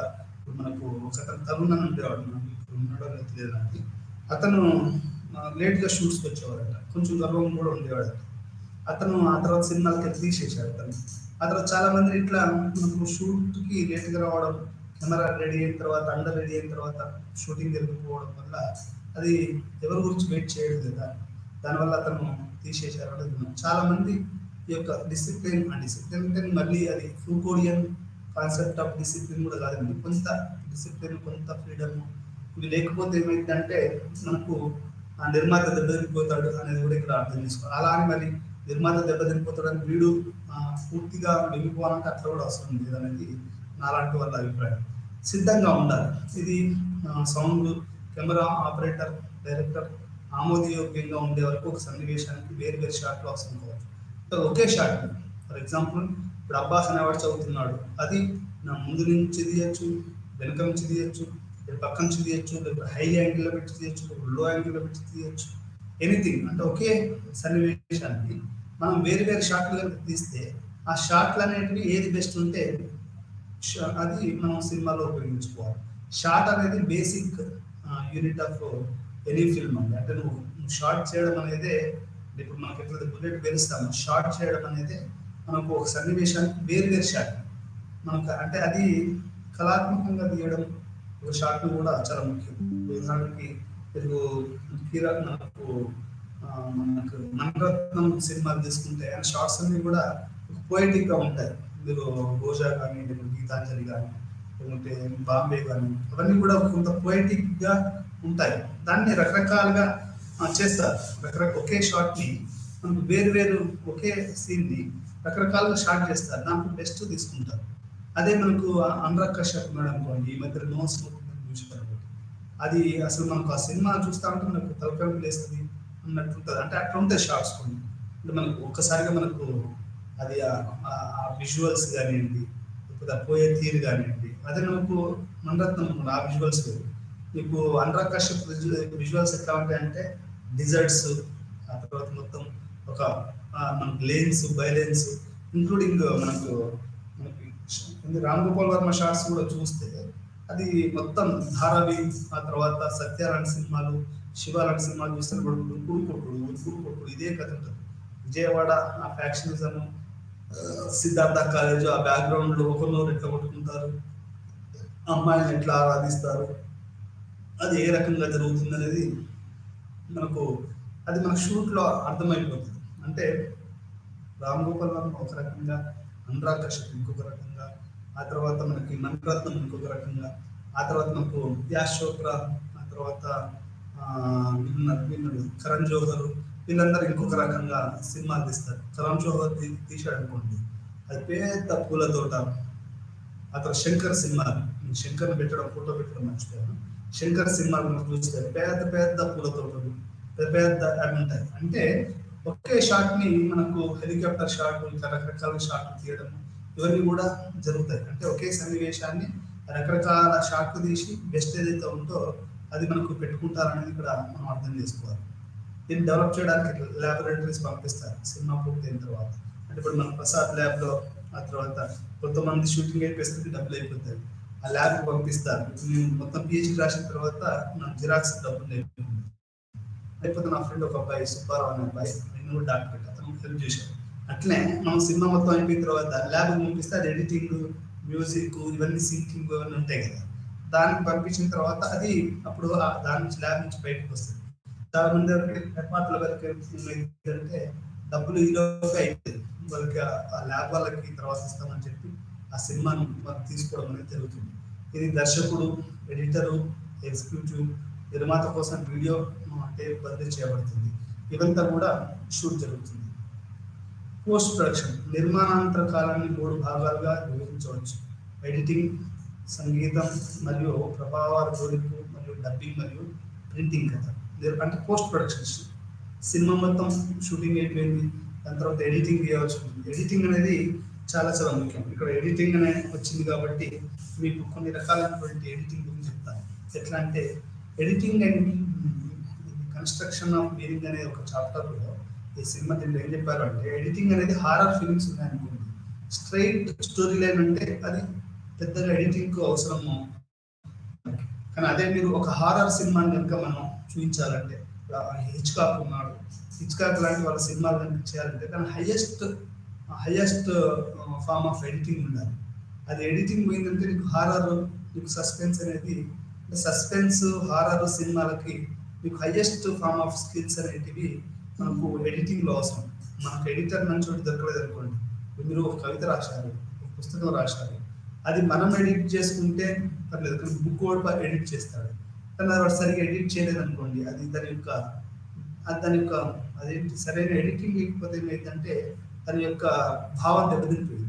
అట్లే సస్పెన్స్ సినిమాలకి ఆ తర్వాత ఎడిటింగ్ అనేది చాలా చాలా చాలా చాలా ముఖ్యం అన్నట్టు. అంటే ఒక రకంగా చెప్పాలంటే డైరెక్టర్ తర్వాత సినిమా కనుక కొన్ని మంచి రావాలంటే ఎడిటర్ది చాలా ముఖ్యం. అంటే కెమెరామ్యాన్ ప్రతి వాళ్ళు ముఖ్యమే, కాకపోతే ఇక్కడున్న పరిస్థితుల దృష్ట్యా డైరెక్టర్, ఎడిటింగ్ అనేది చాలా చాలా ముఖ్యం. ఆ తర్వాత సంగీతం, అంటే హౌ మ్యూజిక్ ఈస్ కన్స్ట్రక్టెడ్. కొన్ని సినిమాలు మ్యూజిక్ ద్వారానే ఆడతాయి, కథ అవన్నీ కొంచెం వీక్గా ఉన్న సంగీతం బాగుంటే వింటారు. ఏఆర్ రెహమాన్ పేరు చూసి కొన్ని సినిమాలు పోయాను, ఎందుకంటే జస్ట్ ఏఆర్ రెహమాన్ ఉన్నాడు అనేది. అతను ఇప్పుడు కొమరంపుడి ఉంది, సినిమా ఫ్లాప్ అయినా కానీ మీకు సంగీతం హిట్ అయింది. చాలా వరకు ఏమవుతుందంటే మీరు చూస్తే మీకు సినిమా ఫ్లాప్ అయింది కానీ మ్యూజిక్ హిట్ అయింది. ఒక్కోసారి మ్యూజిక్ ఫ్లాప్ అయినా కానీ సినిమా హిట్ అయింది. మనకు చెప్పడం కష్టం అన్నట్టు. గాడ్ ఫాదర్ తీసుకున్నారు అనుకోండి, అది అన్ని సింక్ అయినాయని చెప్పచ్చు.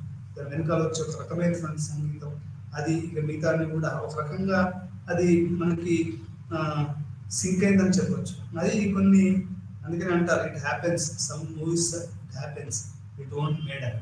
కొన్ని సినిమాల్ని మనం తయారు చేయడం అలా జరిగిపోతుంది అని అంటారు. దాన్ని తెలుగులో చెప్పాలి, మనం చేయాలని చేస్తే జరగదు, కొన్ని అట్లా జరిగిపోతాయి ఆ టైంలో. అట్లా అని గాడ్ ఫాదర్ లాంటి సినిమాలు కానివ్వండి, లేకపోతే చాలా సినిమాలు, రోజా లాంటి సినిమాలు కానివ్వండి, లేకపోతే బాంబే లాంటి సినిమాలు కానివ్వండి, ఇట్ హ్యాపెన్స్. అంటే మొఘలై ఆజం, మదర్ ఇండియా, అది అనుకోని అట్లా కాదు, అట్లా జరిగిపోతాయి. అది మనం అనుకోని చేసినప్పుడు ఏమైందంటే అంత పెద్దగా రాకపోవచ్చు. అలా కాలంలో కొన్ని కాలమాన ప్రకారం అవి అట్లా జరిగిపోతాయని మనం ఇలా అర్థం చేసుకోవాలి. ప్రొడక్షన్ సమయంలో సినిమా యొక్క ఫ్లో మరియు ఫైనల్ లుక్ ఎడిటర్ ద్వారా నిర్ణయించబడుతుంది. అంటే దాని ఫ్లో, అది ఫాస్ట్గా పోతుందా, అది యాక్షన్ మూవీనా, అది థ్రిల్లరా, అది లవ్వా.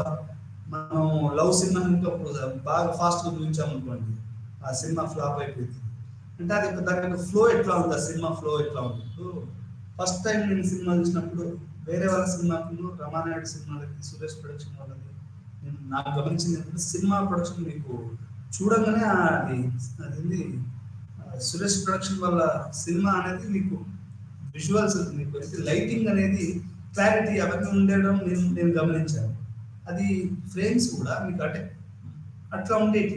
నాకు అప్పుడు చిన్నప్పుడే అర్థమైంది, ఇంటర్మీడియట్ డిగ్రీ చదువుతున్నప్పుడే అదే ఎందుకు సురేష్ ప్రొడక్షన్ వాళ్ళ సినిమా నీకు ఇప్పుడు ప్రేమ ఖైదీనా అప్పుడు ఆ రోజుల్లో వచ్చింది, వాళ్ళు అప్పుడు ఆ టైం వచ్చినప్పుడు దానికి ఫ్రేమ్స్ కానీ చూసినప్పుడు మళ్ళీ అది ఆ లైటింగ్ మంచిగా ఉన్నట్టు అనిపిస్తుంది. అదే వేరే వాళ్ళ సినిమాలు చూస్తే డార్క్ డార్క్ గా కెమెరా, మీకు రీడింగ్ ఎడిటింగ్ ఇవన్నీ సరిగా లేనట్టు మనకు ఇప్పుడు అర్థమవుతుంది. అంటే ఫైనల్ లుక్, సినిమా యొక్క ఫ్లో అనేది మొత్తం కూడా ఎడిటర్ మీద ఆధారపడి ఉంటుంది అనేది కూడా మనం అర్థం చేసుకోవాలి. పంపిణీ మరియు ప్రచారం ఇదంతా అయిపోయిన తర్వాత పంపిణీ అంటే సినిమా మనకు హిట్ అయిందా లేదా అనేది పంపిణీ మొదలైన తర్వాతనే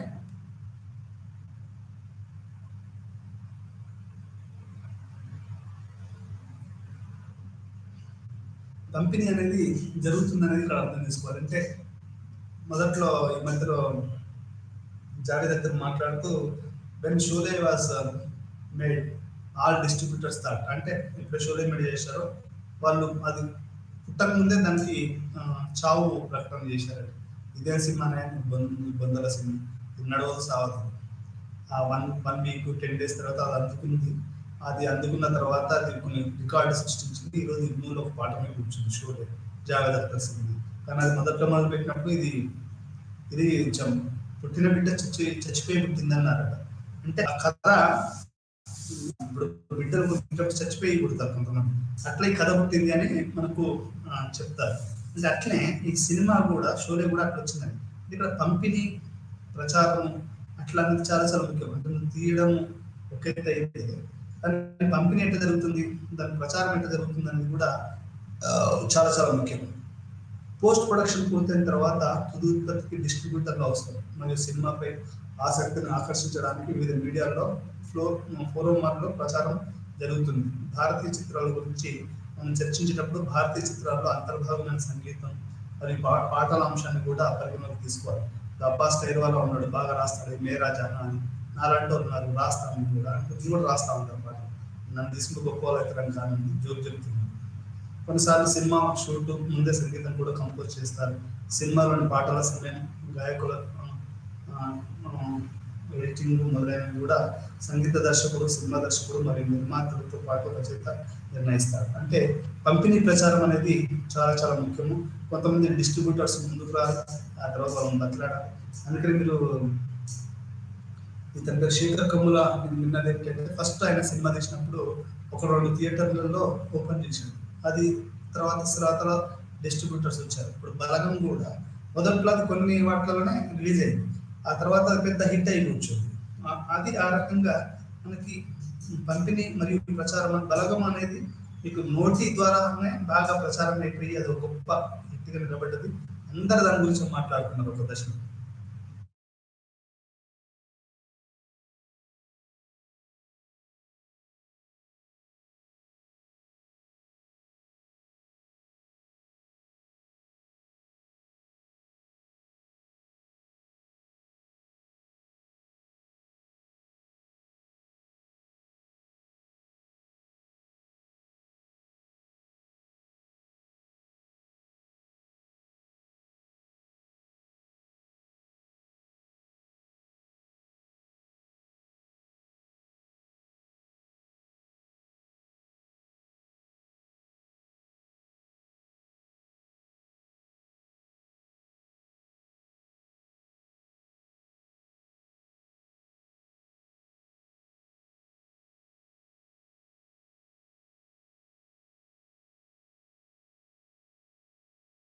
ఇట్లా ప్రపంచంలో ఎక్కడ కొరియా కాపీ చేసాం అనుకో, అది వాడు చూశాడు అనుకోండి, వాడు అక్కడ చేస్తాడు.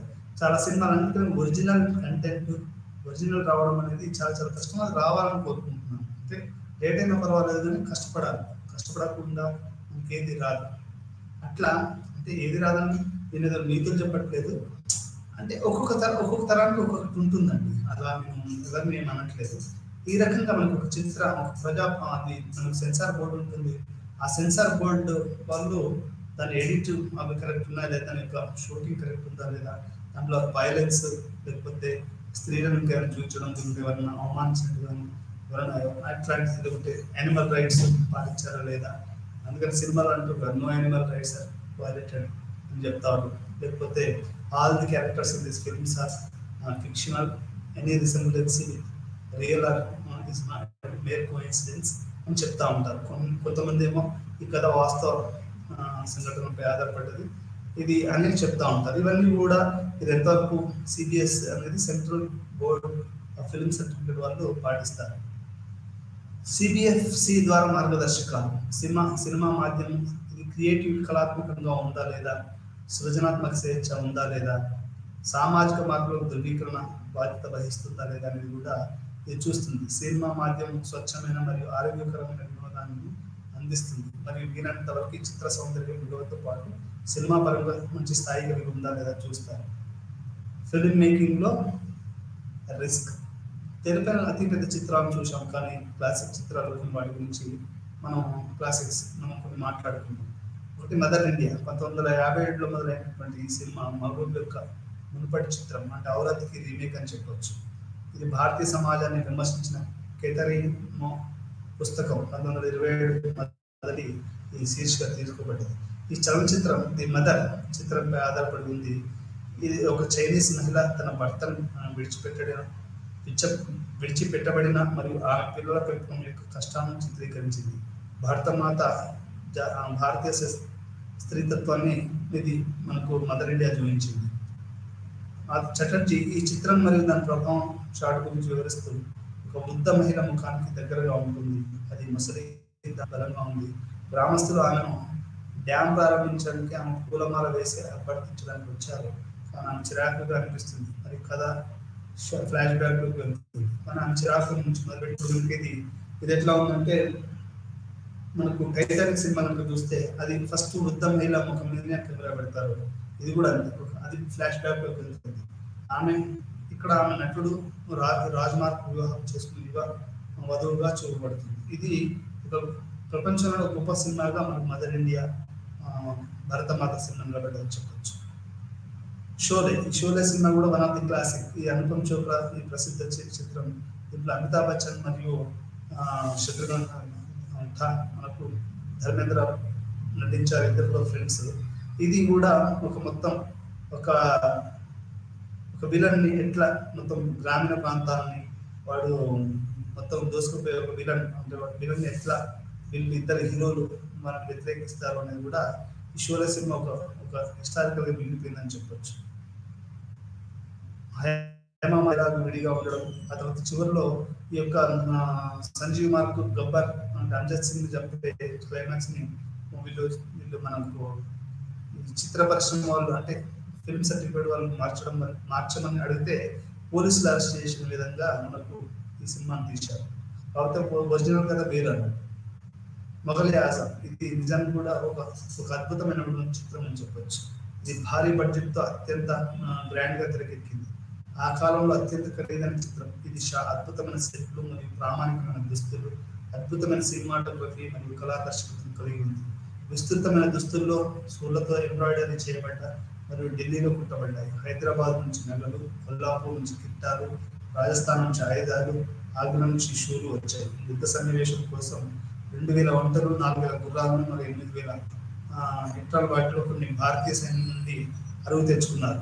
ఇది నిజమైన సైనికులు. మొత్తం చిత్రంలో 2009లో ప్రపంచవ్యాప్తంగా రంగులు వేసి పునరుద్ధరించబడి మరియు తిరిగి విడుదల చేయండి. నిజానికి కూడా మీరు మొఘల్ ఆజం చూడండి, నిజానికి కూడా భారతదేశ చరిత్రకి అదొక గొప్ప మనకు ఒక అద్భుతమైన కళాఖండంగా మనం ఈ సినిమాకు మనం చెప్పుకోవచ్చు. ఇంతటితో మనం ఈ పాట ఇంతకంటే ఈ అపరూపమైన సినిమాలు మనకు ఉన్నాయి. ఇంతటితో ఈ పాఠాన్ని గురించి మరొక పాఠం మళ్ళీ కలుద్దాం. అప్పటివరకు నమస్కారం.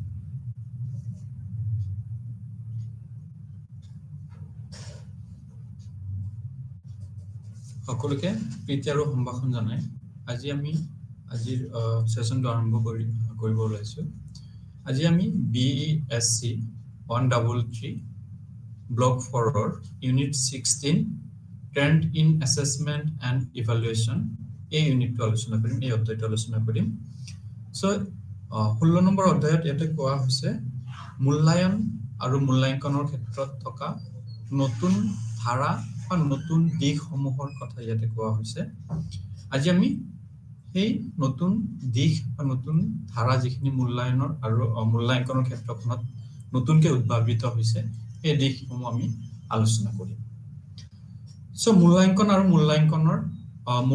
মূল্যায়নৰ ধাৰাসমূহ আমি আগতে এই ব্লগটোৰ আগৰ অধ্যায়খিনিত আমি পাই আছো মূল্যায়নৰ প্ৰকাৰসমূহ মূল্যায়নৰ বিভিন্ন আহিলাসমূহ মূল্যায়নৰ বিভিন্ন দিশসমূহ আমি চাই আহিছো বিভিন্ন আহিলা বিভিন্ন দিশসমূহ আমি আলোচনা কৰিছো ইয়াতে মূল্যায়নৰ ক্ষেত্ৰত কি নতুন নতুন দিশ সংযোজিত হৈছে নতুন নতুন ধাৰা বা নতুন নতুন ক্ষেত্ৰ মূল্যায়ন আৰু মূল্যাঙ্কনত সংযোজিত হৈছে সেই দিশখিনি আমি ইয়াতে আজি এই অধ্যায়টোত আলোচনা কৰিম অধ্যায়টোত আলোচনা কৰিব যাওঁতে আমি প্ৰথমে জানিব লাগিব যে মূল্যাঙ্কন আৰু মূল্যাঙ্কনৰ নতুন ধাৰাৰ যোনটো দিশ হেতু কেনেকে বিশেষকৈ শিক্ষাৰ ক্ষেত্ৰখনত প্ৰযুক্তি বিজ্ঞানৰ বিকাশৰ লগে লগে শিক্ষাৰ ক্ষেত্ৰখনতো বিভিন্ন প্ৰযুক্তি বিজ্ঞানৰ প্ৰভাৱ আমি পৰা দেখিবলৈ পাইছো গতে প্ৰযুক্তি বিজ্ঞানৰ প্ৰভাৱ আহাৰ লগে লগে মূল্যায়নৰ ক্ষেত্ৰখনতো এক নতুনত্ব বা নতুন দিশৰ সূচনা মেলা বুলি আমি ক'ব পাৰো বিভিন্ন প্ৰযুক্তি বিজ্ঞান ব্যৱহাৰ হোৱাৰ ফলত মূল্যায়নৰ যোনটো এই পৰম্পৰাগত দিশ বা ধাৰা হেতু এতিয়া সলনি হৈ নতুন দিশলৈ সূচনা মেলা বুলি আমি ক'ব পাৰো বৰ্তমান সময়ত মূল্যাঙ্কন আৰু মূল্যায়নৰ বহুতো নতুন নতুন ধাৰা আমি শিক্ষাৰ ক্ষেত্ৰখনত বা একাডেমিক সেক্টৰটোত আমি দেখিবলৈ পাওঁ শৈক্ষিক ক্ষেত্ৰখনত আমি দেখিবলৈ পাওঁ এই ধাৰাসমূহৰ বিশেষকৈ জনপ্ৰিয়তা লাভ কৰিছে আমাৰ যদি আমি চাওঁ বেছি জনপ্ৰিয়তা লাভ কৰিছে সেই মূল্যায়নৰ বিভিন্ন দিশসমূহ বা ধাৰাসমূহ কোভিড-19ৰ পিছৰ সময়ছোৱা আমি জানো কোভিড-19 2019 চনত আৰম্ভ হৈছিল আৰু সেই সময়ছোৱাত শিক্ষাৰ ক্ষেত্ৰখনত এক অপৰ্ণনীয় পৰিৱেশৰ সৃষ্টি হৈছিল ক্লাছ পাতিৰ কথাই কওক বা মূল্যায়নৰ ক্ষেত্ৰতে কওক যেহেতু শিক্ষাৰ্থীসকলে শিক্ষানুষ্ঠানত উপস্থিত হ'ব পৰা নাছিল গতিকে শিক্ষাৰ্থীসকলে শিক্ষা গ্ৰহণ আৰু শিক্ষাৰ্থীসকলৰ আৰ্জিত জ্ঞানৰ মূল্যায়নৰ ক্ষেত্ৰত এক নতুন প্ৰত্যাহ্বান আহি পৰিছিল আমাৰ সমগ্ৰ বিশ্বতে গতিকে সেই প্ৰত্যাহ্বানসমূহ দূৰ কৰিবৰ কাৰণে শিক্ষাৰ ক্ষেত্ৰখনত কিছুমান নতুন নতুন দিশ উদ্ভাৱিত হ'ল নতুন নতুন দিশ ভাবিবলৈ বাধ্য হ'ল প্ৰত্যেকখন দেশে আৰু ফলস্বৰূপে নতুন নতুন কিছুমান শিক্ষাৰ ক্ষেত্ৰত বা শিক্ষাৰ আৰ্জিত জ্ঞান মূল্যায়ন কৰিবৰ কাৰণে নতুন নতুন দিশৰ সূচনা হোৱা বুলি আমি ক'ব পাৰো কোভিড-19 সময়ৰ পৰা মূল্যাঙ্কন আৰু মূল্যায়নত কিছু নতুন দিশৰ সংযোজন হৈছে আৰু সেই নতুন দিশসমূহ বেছিকৈ আমি দেখিবলৈ পাইছো কিহৰ ক্ষেত্ৰত প্ৰযুক্তি বিজ্ঞান প্ৰয়োগ কৰি বা প্ৰযুক্তি বিজ্ঞানৰ বিভিন্ন দিশসমূহ প্ৰয়োগ কৰি মূল্যায়নৰ এই দিশসমূহ বিকাশ হোৱা আমি দেখিবলৈ পাওঁ এতে অনলাইন মূল্যায়নৰ এক নতুন মূল্যায়ন ব্যৱস্থা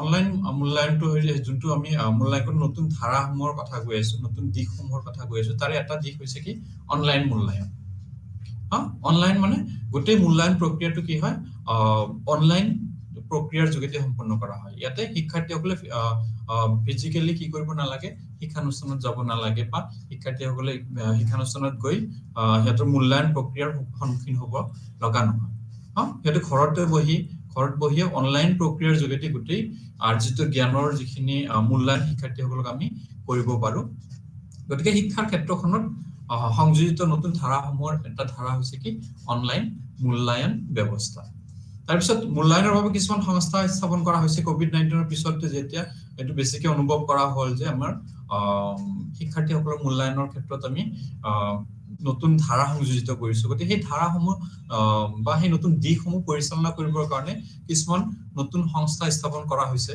আৰু সেই সংস্থাসমূহে কি কৰিছে মূল্যায়নৰ বিভিন্ন দিশসমূহ কি কৰি আছে চাই আছে যেনেকৈ আমি এনটিএৰ কথা ক'ব পাৰো এনটিএ কি কৰিছে আমাৰ অনলাইন মূল্যায়নৰ বিভিন্ন ক্ষেত্ৰত ইউনিভাৰ্চিটিয়ে হওক কলেজে হওক বা অন্য ক্ষেত্ৰখিনি এন্ট্ৰেন্স এক্সাম বিলাকে হওক প্ৰৱেশিকা পৰীক্ষাৰ যিখিনি পৰীক্ষা হয় সেই গোটেইখিনি এনটিএ কি কৰে পৰিচালনা কৰে গতিকে সেইখিনি সংস্থাবিলাক সংস্থাপিত কৰা হৈছে তাৰপিছত কোৱা হৈছে যে অনলাইন মূল্যায়নৰ ক্ষেত্ৰত বা নতুন ক্ষেত্ৰত আৰু এটা দিশ হৈছে কম্পিউটাৰ ভিত্তিক মূল্যায়নৰ কথা কোৱা হৈছে অনলাইন মূল্যায়নৰ ক্ষেত্ৰত মই আগতে কৈছো যে অনলাইন প্ৰক্ৰিয়াৰ যেহেতু সম্পূৰ্ণ হয় গতিকে তাত কম্পিউটাৰ বা তেনেকুৱা ধৰণৰ প্ৰযুক্তি বিজ্ঞানৰ আহিলাসমূহ প্ৰয়োগ কৰি বা যন্ত্ৰসমূহ প্ৰয়োগ কৰি কি কৰা হয় এই মূল্যায়ন প্ৰক্ৰিয়াখিনি সম্পূৰ্ণ কৰা হয় গতিকে শিক্ষাৰ ক্ষেত্ৰখনত মূল্যায়নৰ ক্ষেত্ৰখনত যিখিনি আমি নতুন নতুন ধাৰা বা নতুন নতুন দিশৰ আবিৰ্ভাৱ হোৱা দেখিবলৈ পাওঁ উদ্ভাৱিত হোৱা দেখিবলৈ পাওঁ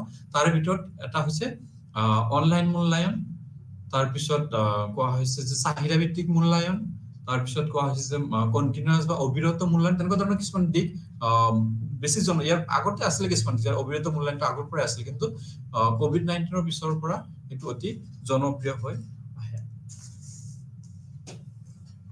এতিয়া শিক্ষাৰ ক্ষেত্ৰখনত মূল্যায়নৰ আৰু মূল্যাংকনৰ নতুন নতুন ধাৰাসমূহৰ বিষয়ে আমাৰ ভাৰতবৰ্ষৰ শিক্ষাৰ ব্যৱস্থাৰ উন্নতি কৰিবৰ কাৰণে শিক্ষা ব্যৱস্থা বিকাশ কৰিবৰ কাৰণে বিভিন্ন সময়ত ভাৰত চৰকাৰে কি কৰিছিলে কিছুমান শিক্ষা আয়োগ বা কিছুমান শিক্ষা নীতি ঘোষণা কৰিছিলে সেই শিক্ষা আয়োগ আৰু শিক্ষা নীতিসমূহেও কি কৰিছে যে শিক্ষাৰ ক্ষেত্ৰখনত বিশেষকৈ মূল্যায়নৰ ক্ষেত্ৰখনত নতুন নতুন দিশৰ সংযোজন হ'ব লাগে বুলি ইয়াতে সেই শিক্ষা আয়োগ বা শিক্ষা নীতিসমূহেও কি কৰিছিলে গুৰুত্ব দিছিলে আৰু ফলস্বৰূপে আমি বিভিন্ন শিক্ষা আয়োগ বিভিন্ন শিক্ষা নীতি বিভিন্ন সময়ত আগবঢ়োৱা মূল্যায়নৰ ক্ষেত্ৰত আগবঢ়োৱা বিভিন্ন পৰামৰ্শ আমি দেখিবলৈ পাওঁ তাৰ ভিতৰত প্ৰথমে ইয়াতে কোৱা হৈছে কি যে বিশ্ববিদ্যালয় শিক্ষা আয়োগ যোনটো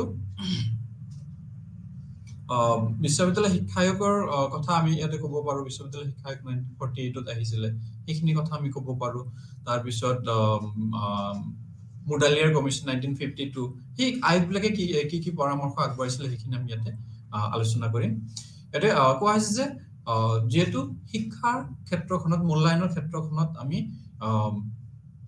কি কৰিব লাগিব নতুনত্ব আনিব লাগিব গতিকে সেই নতুনত্ব আনিব যাওঁতে শিক্ষাবিদসকলৰ মাজত বা শিক্ষাৰ বিশেষজ্ঞসকলৰ মাজত বিভিন্ন সময়ত বিভিন্ন ধৰণৰ মতবাদ আমি থকা দেখিবলৈ পাওঁ মতানৈক্য হোৱা আমি দেখিবলৈ পাওঁ কিছুমানৰ মতে মূল্যায়ন কি হ'ব লাগে অবিৰতভাৱে চলিব লাগে কিছুমানৰ মতে আকৌ কৈছে মূল্যায়নটো কি হ'ব লাগে এটা সময়ত আমি কৰিব লাগে কিছুমান আকৌ আভ্যন্তৰীণ মূল্যায়নৰ ওপৰত বেছি গুৰুত্ব দিয়াৰ কথা কৈছে কিছুমান আকৌ বাহ্যিকভাৱে মূল্যায়ন কৰাৰ কথা কৈছে কিছুমান আকৌ আংশিকভাৱে আমি এটা অংশ এটা ইউনিট এটা ক্লাছত আমি মূল্যায়ন কৰিব লাগে কিছুমান আকৌ কৈছে যে নহয় সামগ্ৰিকভাৱে মূল্যায়ন কৰিব লাগে গতিকে সেই মূল্যায়নৰ ক্ষেত্ৰত যিখিনি নতুন ধাৰাৰ সংযোজিত হৈছে সেই ধাৰা সংযোজিত হোৱাৰ সমান্তৰালভাৱে শিক্ষাবিদসকলৰ মতে মূল্যায়নৰ যোনটো প্ৰক্ৰিয়া সেই প্ৰক্ৰিয়াটো আমি বিভিন্ন ধৰণৰ কি কৰিব পাৰো বিভিন্ন ধৰণে আমি প্ৰয়োগ কৰিব পাৰো সেই দিশটোলৈ বিভিন্ন সময়ত আমি শিক্ষাবিদসকলৰ মাজত কি দেখিবলৈ পাওঁ বিভিন্ন মতামত ব্যক্ত কৰা আমি দেখিবলৈ পাওঁ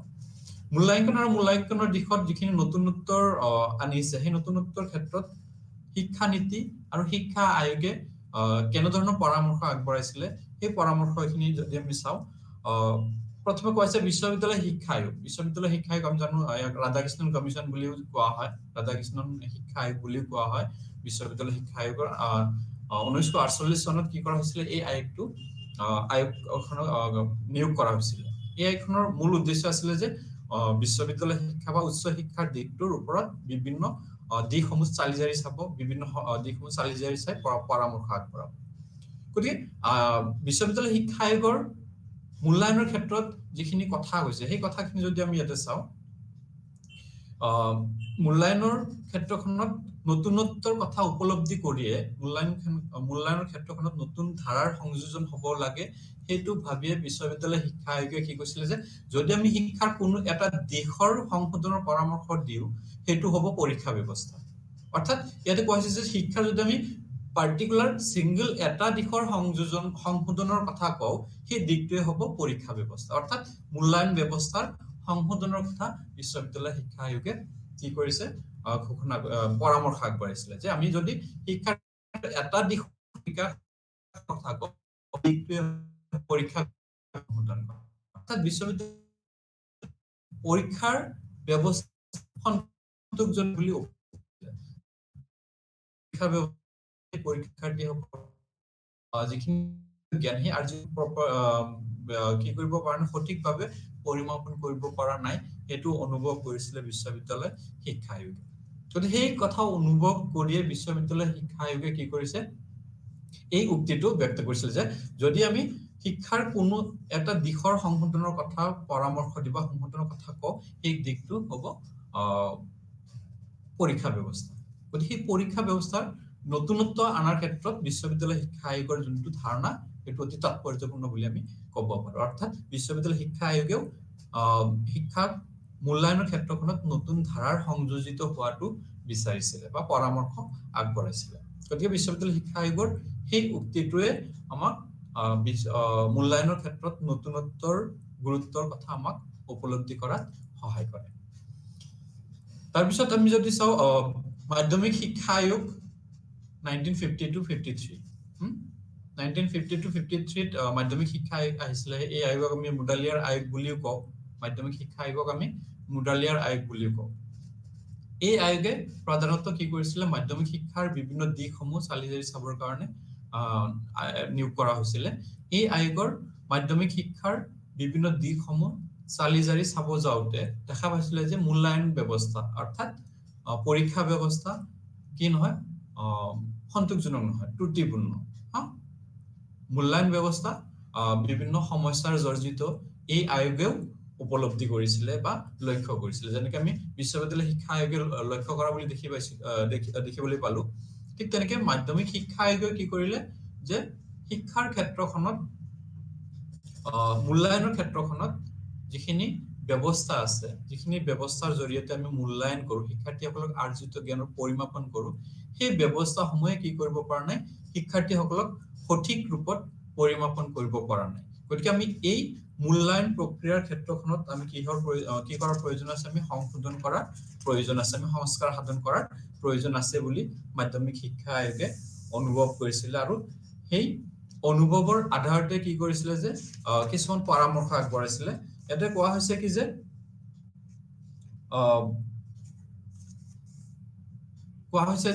পৰীক্ষাৰ সংস্কাৰ সাধন কৰাটো মুডালিয়াৰ আয়োগৰ এক প্ৰধান পৰামৰ্শ আছিল পৰীক্ষাৰ ব্যৱস্থাৰ সংস্কাৰ সাধন কৰাটো মুডালিয়াৰ আয়োগে এটা প্ৰধান পৰামৰ্শ হিচাপে প্ৰদান কৰিছিল যে আমি কি কৰিব লাগিব যদি মাধ্যমিক শিক্ষাৰ বিকাশ কৰিব খোজো মাধ্যমিক শিক্ষা যদি আমি গুণগত মানদণ্ড আনিব খোজো তেতিয়াহ'লে আমি কি কৰিব লাগিব মাধ্যমিক শিক্ষাৰ ব্যৱস্থাৰ যিখিনি আমাৰ মূল্যায়ন ব্যৱস্থা আছে সেই গোটেইখিনিক আমি সংস্কাৰ সাধন কৰাটো অতি প্ৰয়োজন মূল্যায়ন ব্যৱস্থাত সংস্কাৰ সাধন কৰি শিক্ষাৰ্থীসকলৰ গুণগত মূল্যায়নৰ বা গুণগত বিকাশৰ ওপৰত গুৰুত্ব প্ৰদান কৰাৰ কথা মাধ্যমিক শিক্ষা আয়োগে কৈছিল আয়োগে সমান্তৰালভাৱে আৰু কৈছিল যে বাহ্যিক পৰীক্ষা হ্ৰাস কৰাৰ ওপৰত গুৰুত্ব দিছিলে বাহ্যিক পৰীক্ষা যোনটো আমি এক্সটাৰ্নেল এক্সাম পাতো বাহ্যিকভাৱে এক্সামৰ কথা ক'বলৈ গ'লে আমাৰ বৰ্ড এক্সাম বা তেনেকুৱা ধৰণৰ কিছুমান এক্সাম যিখিনি একদম হেৰি হয় বাহ্যিকভাৱে হয় সেই এক্সামটোৰ কি কথা কৈছিলে সেইখিনি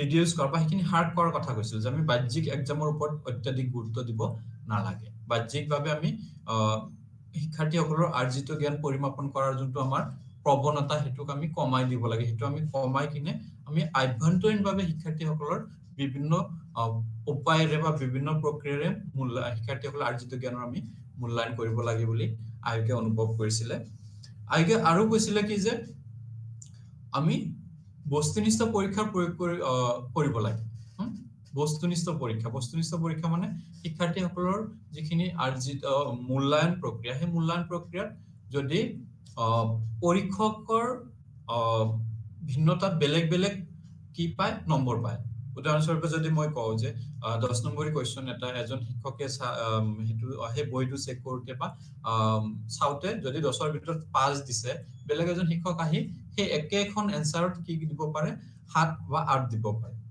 গতিকে সেই বস্তুটো সাবজেক্টিভ ব্যক্তিনিষ্ঠ হৈ গ'ল ব্যক্তিভেদে বেলেগ আমি ফলাফল দেখিবলৈ পাওঁ গতিকে তেনেকুৱা ধৰণৰ প্ৰশ্নসমূহ বা তেনেকুৱা ধৰণৰ অভিক্ষাসমূহ তেনেকুৱা ধৰণৰ পৰীক্ষা ব্যৱস্থা কমাই কিনে কি কৰা কথা হৈছে বস্তুনিষ্ঠ পৰীক্ষা প্ৰয়োগ কৰিবলৈ কৈছে অৰ্থাৎ বস্তুনিষ্ঠ পৰীক্ষা মানে যেতিয়া শিক্ষাৰ্থীসকলে কোনো এক বিষয়ৰ ওপৰত পৰীক্ষা দিব সেই পৰীক্ষা দিয়াৰ পিছত পৰীক্ষক যিমানে বেলেগ নহওক কিয় পৰীক্ষক বেলেগ হলে একে ধৰণৰ হিয়তৰ ৰিজাল্ট আহিব অৰ্থাৎ যেতিয়া এক নম্বৰী কোৱেশ্চন থাকিব বা বহু বিকল্প প্ৰশ্ন থাকিব বহু বিকল্প প্ৰশ্নত কেৱল মাত্ৰ এটাই কি থাকিব শুদ্ধ উত্তৰ থাকিব বস্তুনিষ্ঠ পৰীক্ষাৰ কি থাকে এটাই শুদ্ধ উত্তৰ থাকে যদি শিক্ষাৰ্থীসকলে সেইখিনি কৰিছে হেতু উত্তৰটো দিছে তেতিয়া নম্বৰ পাব আৰু যদি দিয়া নাই এটো নম্বৰ নাপায় হেতু বস্তুনিষ্ঠ হেতু এক্সামিনাৰ বা পৰীক্ষক যিমানে বেলেগ নহওক কিয় সেই একে ধৰণৰ বাৰে বাৰে শিক্ষাৰ্থীজনৰ একে ধৰণৰ ফলাফল আমি দেখিবলৈ সক্ষম হওঁ ইয়াতে শিক্ষকজনৰ বা পৰীক্ষকজনৰ ব্যক্তিগত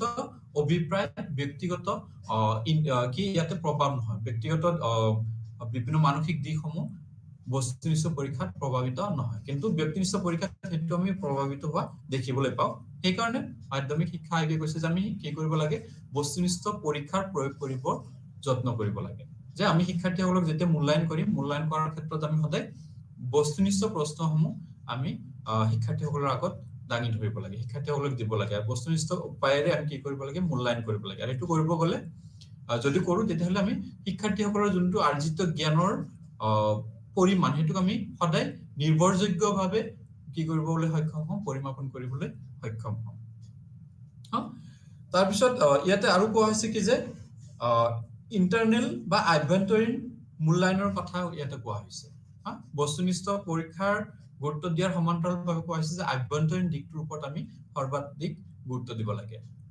আভ্যন্তৰীণ দিকটোৰ গুৰুত্ব দিব লাগে এই কাৰণে যে আমি শিক্ষাৰ্থীসকলক কেৱল এটা পৰীক্ষাৰ যোগেদি আমি গোটেইখিনি পৰিমাপন কৰিব নোৱাৰো শিক্ষাৰ্থীসকলক গোটেই বছৰটো বিভিন্ন সময়ত আমি অবজাৰ্ভ কৰি নিৰীক্ষণ কৰি বিভিন্ন কাৰ্যসূচীত অংশগ্ৰহণ কৰোৱাই বিভিন্ন ক্ষেত্ৰত হিয়তক অংশগ্ৰহণ কৰোৱাই আমি কি কৰিব পাৰো হিয়তৰ যিখিনি প্ৰতিভা হিয়তৰ যিখিনি পাৰদৰ্শিতা সেইখিনিক আমি চিনাক্ত কৰিব পাৰো আৰু সেইখিনি ইন্টাৰনেলি হ'ব লাগে বাহ্যিকভাৱে নহয় গতিকে সেই কথাটোৰ ওপৰত মাধ্যমিক শিক্ষা আয়োগে গুৰুত্ব দিছিলে সমান্তৰালভাৱে ইয়াতে আৰু এটা কথা কোৱা হৈছিল কি যে শিক্ষাৰ্থীসকলৰ মূল্যায়নৰ ক্ষেত্ৰত পঞ্চমাত্ৰা মাপনিৰ প্ৰয়োগ কৰিব লাগে পঞ্চমাত্ৰা মাপনি অৰ্থাৎ 5 পইণ্ট ৰেটিং স্কেলৰ কথা কোৱা হৈছে 5 পইণ্ট ৰেটিং স্কেল ইয়াতে শিক্ষাৰ্থীসকলৰ যিখিনি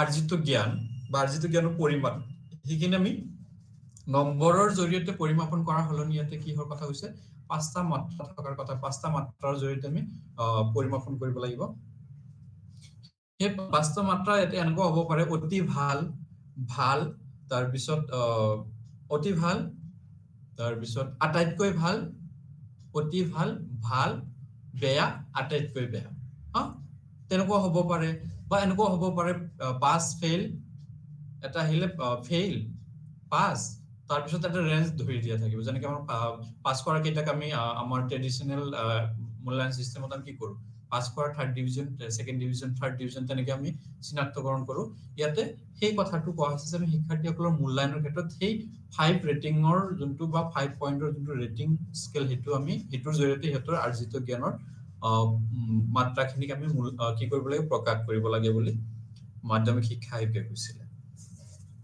গতিকে এটা অতি গুৰুত্বপূৰ্ণ কথা যে আমি হিয়াটো ফেইল হোৱাখিনি ৰি এক্সামৰ কথা ইয়াতে কোৱা হৈছিল হেৰি ষ্টুডেন্ট খিনি ৰি এক্সামৰ কথা কোৱা হৈছিল যে কিছুমান ৰি এক্সামৰ প্ৰভিজন ইয়াতে থাকিব লাগে তাৰ পিছত কোৱা হৈছে যে 1964 চনৰ 64 চনৰ শিক্ষা আয়োগ যাক আমি কোঠাৰী আয়োগ বুলি জানো কোঠাৰী আয়োগে কি কৰিছিলে আমাৰ ইয়াৰ আগত দুটা আমি যদি শিক্ষা আয়োগ পালো মাধ্যমিক শিক্ষা আয়োগ আৰু বিশ্ববিদ্যালয় শিক্ষা আয়োগ এই দুটা আয়োগে কি কৰিছিল বেলেগ দিকটোকে বিবেচনা কৰিছিল বিশ্ববিদ্যালয় শিক্ষা আয়োগ উচ্চ শিক্ষা চাইছিলে মাধ্যমিক শিক্ষা আয়োগ মাধ্যমিক শিক্ষা চাইছিলে গতিকে ভাৰত চৰকাৰ অনুভৱ কৰিছিল যে শিক্ষাৰ গোটেইখিনি দিশ সামৰি এটা আয়োগ গঠনৰ প্ৰয়োজন অনুভৱ কৰিছিল আৰু সেই উদ্দেশ্যে 1964 চনত ডিএছ কোঠাৰীৰ অধ্যক্ষতাত এখন শিক্ষা আয়োগ গঠন কৰি দিয়া হয় এই কাৰণে এই আয়োগখনক কোঠাৰী আয়োগ বুলিও কোৱা হয় 1964 চনৰ শিক্ষা আয়োগখন 1964 চনৰ শিক্ষা আয়োগে কৈছিল যে শিক্ষাৰ্থীৰ প্ৰমাণ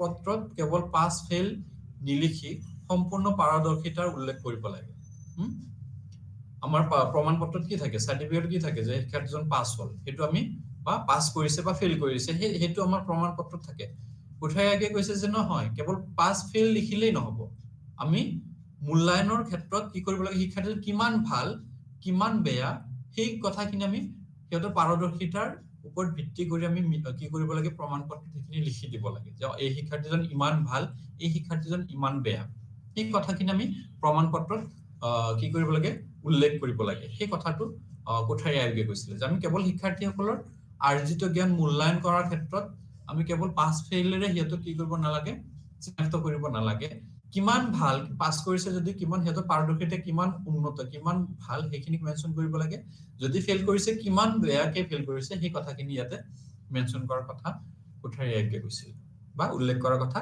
কৈছিল কোঠাৰী আয়োগে আৰু ইয়াতে কৈছিলে যে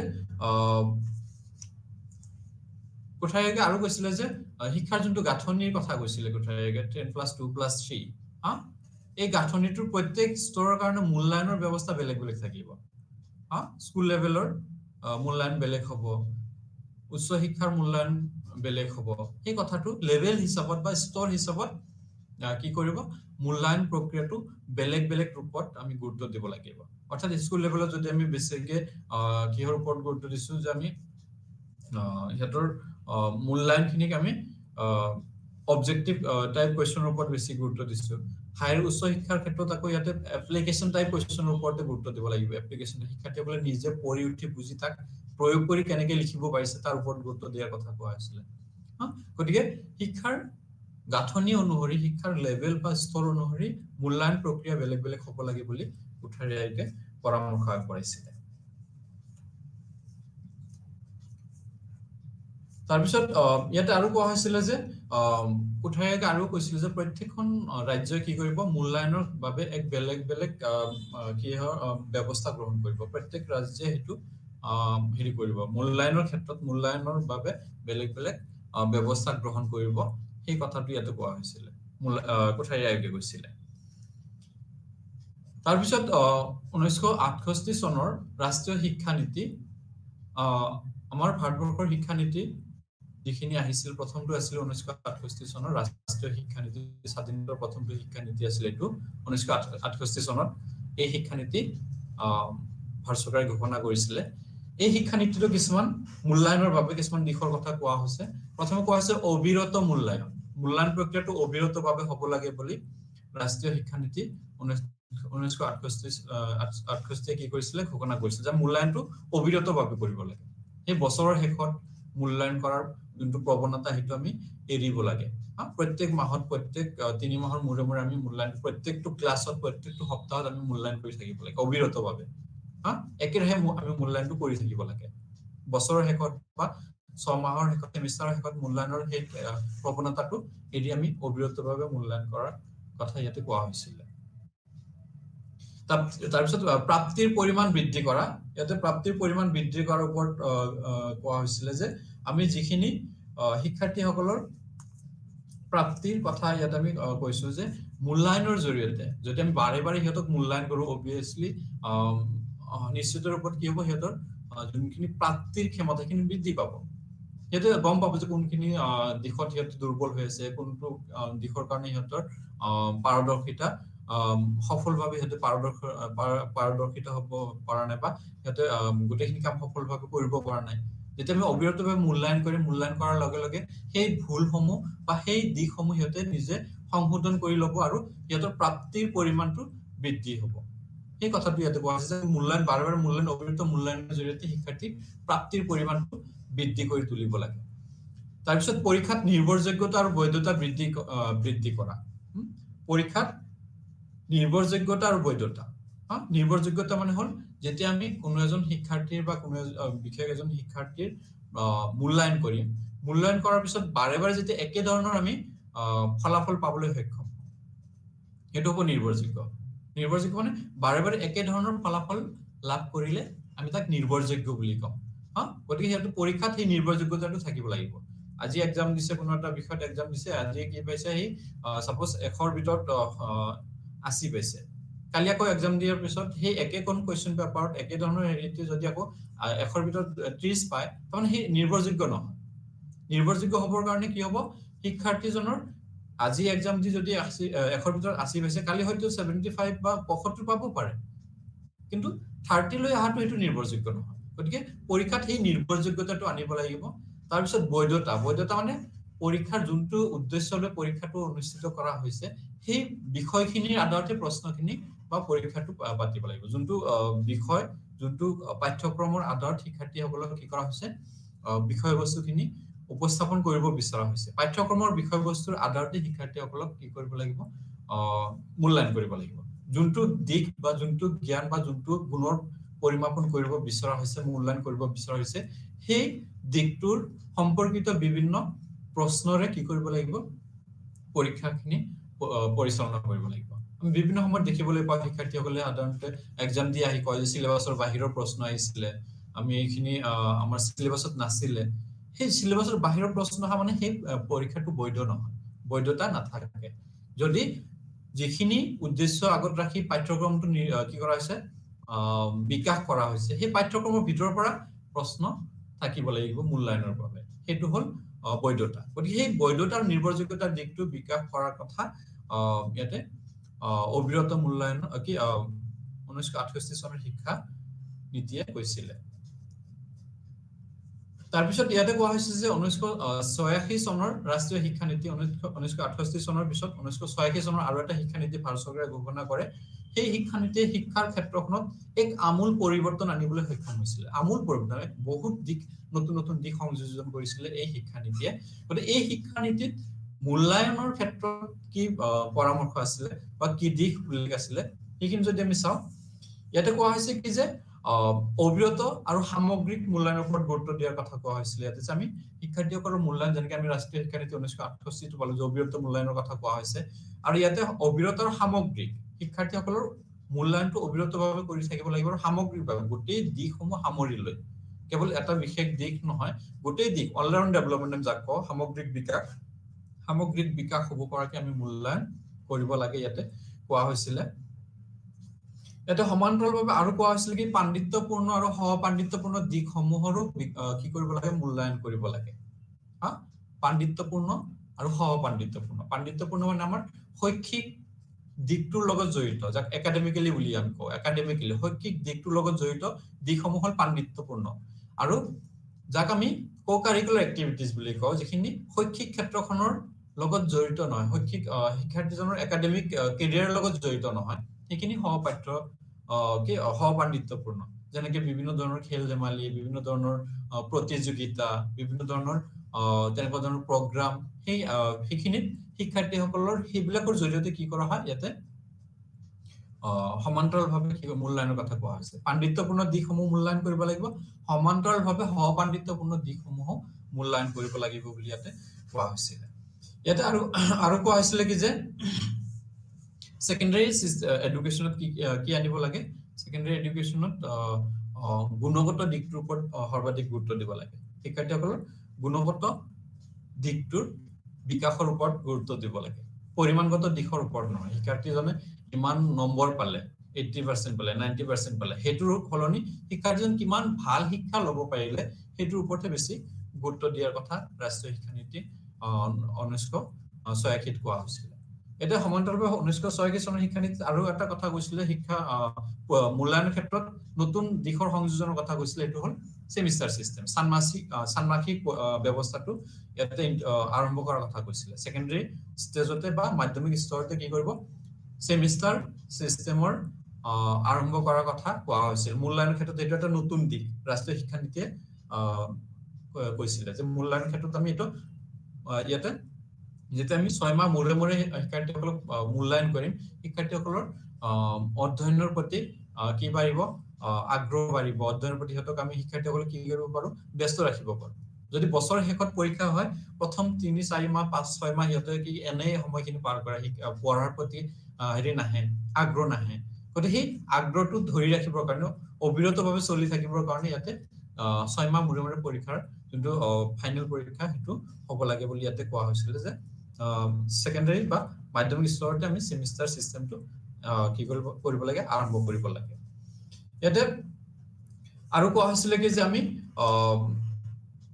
শিক্ষাৰ ক্ষেত্ৰখন মূল্যায়ন ক্ষেত্ৰখনৰ পৰা আমি সাবজেক্টিভিটি বা ব্যক্তিনিষ্ঠ যোনটো ধাৰণা মূল্যায়নৰ যোনটো ব্যক্তিনিষ্ঠ ধাৰণা হেতুক আমি কি কৰিব লাগে নাইকিয়া কৰিব লাগে যোনটো মই ক'লো যে পৰীক্ষক বেদে যেতে বেলেগ নম্বৰ আহিব 10 নম্বৰী কোৱেশ্চন 20 নম্বৰী কোৱেশ্চন বা 5 নম্বৰী কোৱেশ্চন এইবিলাক কি সাবজেক্টিভ কোৱেশ্চন হয় সাবজেক্টিভ মূল্যায়ন সেইবিলাক যদি দিয়া হয় সাবজেক্টিভ মূল্যায়ন হ'ব গতিকে তেনেকুৱা ধৰণৰ বস্তু কি কৰিব লাগে তেনেকুৱা ধৰণৰ প্ৰশ্নসমূহ মূল্যায়নৰ ব্যৱস্থাৰ পৰা গুচাই দিব লাগে সমান্তৰালভাৱে আৰু কোৱা হৈছিল কি যে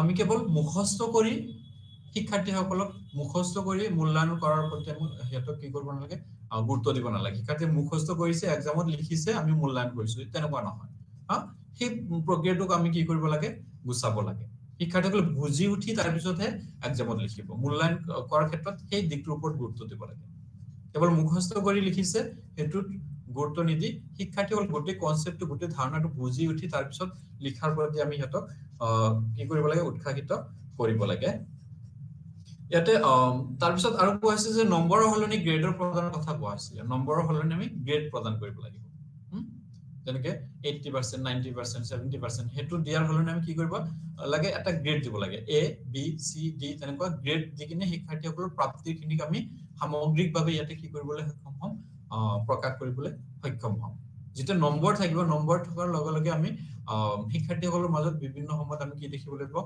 হীনমান্যতা তেনেকুৱা আমি দেখিবলৈ পাওঁ এজন শিক্ষাৰ্থীয়ে সাপোজ 92% পাইছে আৰু এজন 90% পাইছে গতিকে সেই 92% জন obviously superior feel কৰিব 90% পোৱাজনী হীনমান্যতাত ভুগিব গতিকে মাত্ৰ 2% ৰ কাৰণে শিক্ষাৰ্থীসকলৰ বিভিন্ন মানসিক সমস্যাৰ সৃষ্টি হয় বুলি এই শিক্ষানীতিত কি কৈছিল অনুভৱ কৰিছিল আৰু সেই কাৰণে নম্বৰৰ হলনি গ্ৰেড A দিয়া লগে 92% পোৱাজন আৰু 90% পোৱাজন একেটা গ্ৰেড থাকিব একেটা গ্ৰেড হেতে একে ধৰণৰ হেতে কি কৰিব পাৰিব এনজয় কৰিব পাৰিব সেই কাৰণে গ্ৰেডৰ ব্যৱস্থাৰ কথা ইয়াতে কোৱা হৈছিল যে আমি নম্বৰৰ হলনি আমি শিক্ষাৰ্থীসকলক কি কৰিব লাগে গ্ৰেড প্ৰদান কৰিব লাগে তাৰ পিছত আকৌ কোৱা হৈছে কি যে আমি এক্সটাৰ্নেল এক্সামিনেশন খিনিক আমি ৰিডিউস কৰিব লাগে কমাব লাগে এক্সটাৰ্নেল যিখিনি এক্সাম যিখিনি বাহ্যিকভাৱে হয় এক্সাম বছৰৰ শেষত এক্সাম হয় সেমিস্টাৰ শেষত এক্সাম হয় বহিখিনি বাহিৰৰ কৰবাত চেকিং কৰিবৰ কাৰণে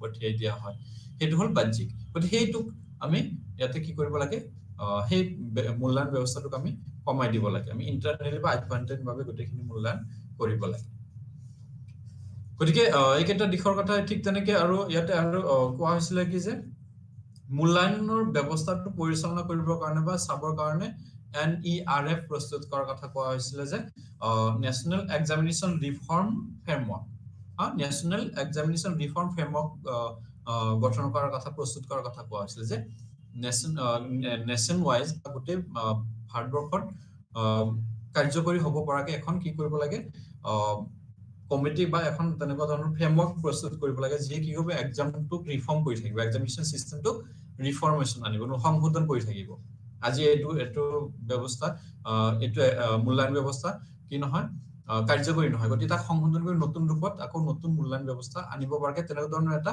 সংস্থা গঠন কৰাৰ কথা কৈছে এটা ফ্ৰেমৱৰ্ক প্ৰস্তুত কৰাৰ কথা কোৱা হৈছে যে গোটেই ভাৰতবৰ্ষৰ শিক্ষা ক্ষেত্ৰখনত মূল্যায়ন ব্যৱস্থাক সংশোধন কৰিব পৰাকে এখন ফ্ৰেমৱৰ্ক প্ৰস্তুত কৰি তুলিব ঠিক তেনেকে প্ৰগ্ৰাম অফ একচন আহিছে 1992 প্ৰগ্ৰাম অফ একচনৰ বহুত কেইটা নতুন নতুন দিশৰ সংযোজন কৰিছিল প্ৰগ্ৰাম অফ একচনে কি কৰিছিল যে short term and long term মেজাৰমেন্টৰ কথা কৈছিল শৰ্ট টাৰ্ম একদম কম সময়ৰ মূৰে কি কৰিব লাগে মূল্যায়ন কৰিব লাগে ঠিক তেনেকে আৰু কোৱা হৈছে কি যে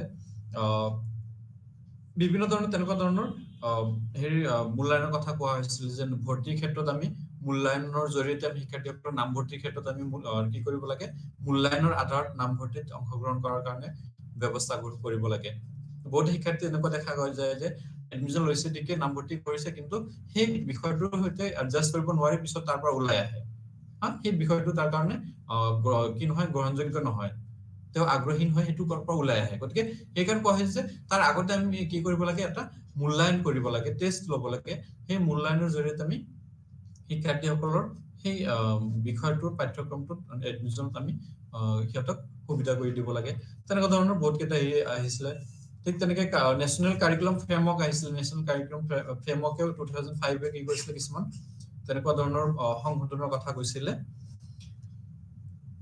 তাৰপিছত 2020 চনৰ ৰাষ্ট্ৰীয় শিক্ষা নীতি মূল্যায়নৰ ক্ষেত্ৰত বহুত কেইটা গুৰুত্বপূৰ্ণ কথা কৈছিলে, বহুত কেইটা নতুন নতুন দিশৰ কথা ইয়াতে কোৱা হৈছে। ৰাষ্ট্ৰীয় 2020 চনৰ ৰাষ্ট্ৰীয় শিক্ষানীতি প্ৰায় 3 দশকৰ পিছত এই শিক্ষানীতিখন নতুনকৈ ঘোষণা কৰা হৈছিলে। ইয়াৰ আগতে 1986 শিক্ষানীতিৰ আধাৰত আমাৰ ভাৰতবৰ্ষৰ শিক্ষা ব্যৱস্থা পৰিচালিত হৈ আছিলে। গতিকে এই শিক্ষানীতিত বহুতখিনি নতুন নতুন দিশৰ কথা ইয়াতে কোৱা হৈছিলে যে আমি মূল্যায়নৰ ক্ষেত্ৰত বা শিক্ষাৰ্থীসকলৰ পৰিমাপনৰ ক্ষেত্ৰত আমি সিহঁতৰ গোটেই কনচেপ্টটোৰ আধাৰত আমি কি কৰিব লাগে, মূল্যায়ন কৰিব লাগে। কনচেপচুৱেল এক্সপেক্টটোক আমি সিহঁতক বেছি গুৰুত্ব দিব লাগে। মূল্যায়নৰ ক্ষেত্ৰত আমি কোনো ধৰণৰ কি আনিব লাগে, জটিলতা আনিব নালাগে। শিক্ষাৰ্থীসকলে বুজি পোৱাৰ পিছতহে আমি সেইখিনি মূল্যায়ন কৰিব লাগে, জটিলতা থাকিব নালাগে। তাৰপিছত ইয়াত আৰু কোৱা হৈছে যে মূল্যায়নটো আমি অবিৰতভাৱে কৰিব লাগে। তেনেকুৱা ধৰণৰ বহুত কেইটা পৰামৰ্শ দিছিলে। আৰু তাৰ ভিতৰত এটা কোৱা হৈছে যে নিয়মিতভাৱে দক্ষতা ভিত্তিক গঠনমূলক মূল্যায়ন। নিয়মিত মানে প্ৰত্যেক দিনা, অবিৰতভাৱে, প্ৰত্যেক সপ্তাহত হ'ব পাৰে, প্ৰত্যেক দিনা হ'ব পাৰে, প্ৰত্যেক মাহত হ'ব পাৰে। তেনেকুৱা নিৰ্দিষ্ট এটা সময়ৰ মূৰে মূৰে কি কৰিব লাগিব, দক্ষতা ভিত্তিক গঠনমূলক মূল্যায়ন। গঠনমূলক মূল্যায়ন মানে যোনটো পাঠদান চলি থকা সময়ত বা ক্লাছটো চলি থকা সময়ত যোনটো মূল্যায়ন কৰা হয় সেইটো কথা কোৱা হৈছে গঠনমূলক। সময় যোনটো সেই কাম চলি থকাৰ সময়ত শিক্ষা যেতিয়া মূল্যায়ন কৰা হয়, গতিকে গঠনমূলক মূল্যায়নৰ কথা কোৱা হৈছিলে। নিয়মিতভাৱে এইখিনি দক্ষতা ভিত্তিক হ'ব লাগে বুলি কৈছিলে। শিক্ষণৰ বাবে মূল্যায়নৰ ওপৰত গুৰুত্ব আৰোপ কৰিব লাগে। শিক্ষণৰ বাবে মূল্যায়ন, শিকিবৰ বাবে মূল্যায়নখিনিক আমি কি কৰিব লাগে, গুৰুত্ব দিব লাগে। যে শিক্ষাৰ্থীসকলে যে শিকিব তাৰ ওপৰতহে আমি মূল্যায়নটো কৰিব লাগে। তাৰপিছত আৰু কোৱা হৈছে কি যে উচ্চ মানৰ দক্ষতাৰ পৰীক্ষা কৰা, উচ্চ মানৰ যিখিনি স্কিল বা দক্ষতা আছে সেই দক্ষতাখিনিক পৰীক্ষা কৰাৰ কথা কোৱা হৈছে। যিখিনি উচ্চ দক্ষতাখিনিক আমি পৰিমাপন কৰিব লাগে। ঠিক তেনেদৰে আৰু কোৱা হৈছে কি যে মূল্যায়ন সংস্থা স্থাপনৰ কথা কোৱা হৈছিলে। সংস্থা স্থাপন কৰিব লাগে। মূল্যায়ন প্ৰক্ৰিয়াটো পৰিচালনা কৰিবৰ কাৰণে বিভিন্ন সংস্থা স্থাপন কৰিব লাগে। যেনেকে NTA আছে বা তেনেকুৱা ধৰণৰ বিভিন্ন সংস্থা কি কৰে, মূল্যায়ন প্ৰক্ৰিয়াটো চোৱা চিতা কৰে। তেনেকুৱা ধৰণৰ সংস্থা স্থাপনৰ কথা কোৱা হৈছিলে। তাৰপিছত ইয়াতে হলিষ্টিক বা সাৰ্বজনীন মূল্যায়ন প্ৰক্ৰিয়াৰ কথা ইয়াতে কোৱা হৈছিলে। তাৰপিছত মূল্যায়ন ক্ষেত্ৰখনত আৰু কোৱা হৈছিলে কি যে সেলফ এছেছমেন্ট, আত্মমূল্যায়নৰ কথা কোৱা হৈছিল। যে মূল্যায়নটো শিক্ষাৰ্থীসকলে নিজে কৰিব। ইয়াতে শিক্ষক বা বাহ্যিক কোনো ধৰণৰ সংস্থাৰ ওপৰত গুৰুত্ব নিদি শিক্ষাৰ্থীসকলে নিজে কি কৰিব, মূল্যায়ন কৰিব। মই এইখিনি শিকিলো, এইখিনি মোৰ শিকিবলৈ আছে, এইখিনি মোৰ শিকিব লাগিব। যেতিয়া মই নিজকে নিজে মূল্যায়ন কৰিম, সেইটো হ'ব আত্মমূল্যায়ন। গতিকে ইয়াতে শিক্ষাৰ্থীসকলৰ আত্মমূল্যায়নৰ ওপৰত গুৰুত্ব দিয়াৰ কথা কোৱা হৈছিল। যে শিক্ষাৰ্থীসকলে যাতে নিজকে নিজে মূল্যায়ন কৰিব পাৰে, নিজৰ সফলতা নিজৰ দুৰ্বলতা শিক্ষাৰ্থীসকলে নিজে চিনাক্ত কৰিব পাৰে, তাৰ ওপৰত গুৰুত্ব দিয়াৰ কথা কোৱা হৈছিলে। ইয়াত আৰু এটা কথা কোৱা হৈছিলে কি যে পিয়েৰ এছেছমেন্টৰ কথা কোৱা হৈছিলে। সমনীয়াসকলে কি কৰি মূল্যায়ন কৰিব, মোৰ বন্ধুবৰ্গই কি কৰিব, মোক মূল্যায়ন কৰিব। মোৰ যদি কোনো এটা দুৰ্বল দিশ আছে সেইখিনি কি কৰিব, তুমি এইখিনি কি কৰিব লাগে, বেছি গুৰুত্ব দিব লাগে। এইটো তুমি দুৰ্বল হৈ আছা, উইক হৈ আছা, গতিকে এইটো তুমি বেছিকে গুৰুত্ব দিয়া, তোমাৰ এইটো কি কৰিব লাগিব, শক্তিশালী কৰিব লাগিব। গতিকে লগৰ বা সমনীয়া সকলেও মোক কি কৰিব পাৰে, মূল্যায়ন কৰিব পাৰে। সেই দিশটোৰ ওপৰতো গুৰুত্ব দিয়াৰ কথা 2020 চনৰ শিক্ষানীতিয়ে কি কৰিছে, গুৰুত্ব দিছে। যে আত্মমূল্যায়নৰ সমান্তৰালভাৱে শিক্ষাৰ্থীসকলৰ বন্ধুবৰ্গৰ পৰা, সমনীয়াসকলৰ পৰা কি কৰিব পাৰি, আমি মূল্যায়ন প্ৰক্ৰিয়া সম্পূৰ্ণ কৰিব পাৰি। তাৰপিছত ইয়াতে আৰু কোৱা হৈছে কি যে আমি শিক্ষাৰ্থীসকলৰ মূল্যায়নৰ ক্ষেত্ৰত আমি কি কৰিব লাগিব, সিহঁতৰ গোটেই প্ৰক্ৰিয়াটোক আমি সম্পূৰ্ণ স্বাধীনতা প্ৰদান কৰিব লাগিব। সম্পূৰ্ণ ফুল ফ্ৰীডমৰ কথা কোৱা হৈছে। ফুল ফ্ৰীডম আমি প্ৰভাইড কৰিব লাগিব সিহঁতৰ বিভিন্ন বিষয়, বিভিন্ন সাবজেক্ট নিৰ্বাচনৰ ক্ষেত্ৰত। সিহঁতে যোনটো বিষয় ভাল পায় সেই বিষয়টোকে আমি কি কৰিব লাগে, সিহঁতক নিৰ্বাচিত কৰাত স্বাধীনতা দিব লাগে। আমি কম্পালচাৰি বা বাধ্যতামূলকভাৱে কোনো ধৰণৰ বিষয় শিক্ষাৰ্থীসকলক জাপি দিব নালাগে। সেই কথাটো ইয়াতে কোৱা হৈছে যে আমি ইফেক্টিভ বা কাৰ্যকৰী মূল্যায়ন তেতিয়া কৰিব পাৰিম যেতিয়া শিক্ষাৰ্থীসকলে ভাল পোৱা সাবজেক্টটো সিহঁতে পঢ়িব। পঢ়াৰ পিছত সিহঁতে অবভিয়াছলি সিহঁতে বেছি জ্ঞান আহৰণ কৰিব পাৰিব, আগ্ৰহটো বেছি থাকিব। তেতিয়া আমি সিহঁতক কাৰ্যকৰীভাৱে মূল্যায়ন কৰিব পাৰিম। আৰু এটা কথা কোৱা হৈছে যে মূল্যায়ন ইয়াতে কিহৰ কথা কোৱা হৈছে, যে ব্যক্তিকেন্দ্ৰিক মূল্যায়নৰ কথা কোৱা হৈছে। ব্যক্তিকেন্দ্ৰিক মানে প্ৰত্যেকজন ব্যক্তিক বেলেগ বেলেগ ৰূপত আমি মূল্যায়ন কৰিব লাগে। সেইটো 2020 চনৰ শিক্ষা নীতিত কোৱা হৈছে যে প্ৰত্যেকজন ব্যক্তিৰ নিজস্ব ক্ষমতা বেলেগ, নিজস্ব দক্ষতা বেলেগ, নিজস্ব গোটেই গুণখিনি বেলেগ, গতিকে সেই গুণখিনি বেলেগ হোৱাৰ কাৰণে প্ৰত্যেকে বেলেগ বেলেগকে কি কৰিব লাগে, ইণ্ডিভিজুৱেলাইজড এছেছমেণ্টৰ কথা কোৱা হৈছে। ব্যক্তিগতভাৱে সেইখিনি কি কৰিব লাগে, ব্যক্তিগতভাৱে প্ৰত্যেকে বেলেগ বেলেগ ৰূপত মূল্যায়ন কৰিব লাগে। তাৰপিছত ইয়াত আৰু কোৱা হৈছে যে আমি কোনো এটা বিষয় মূল্যায়ন যেতিয়া কৰোঁ, মূল্যায়নত মুখস্থ হলনি আমি সেই কনচেপচুৱেল ক্লিয়াৰ হোৱাৰ দিশটোৰ ওপৰতে গুৰুত্ব দিব লাগে।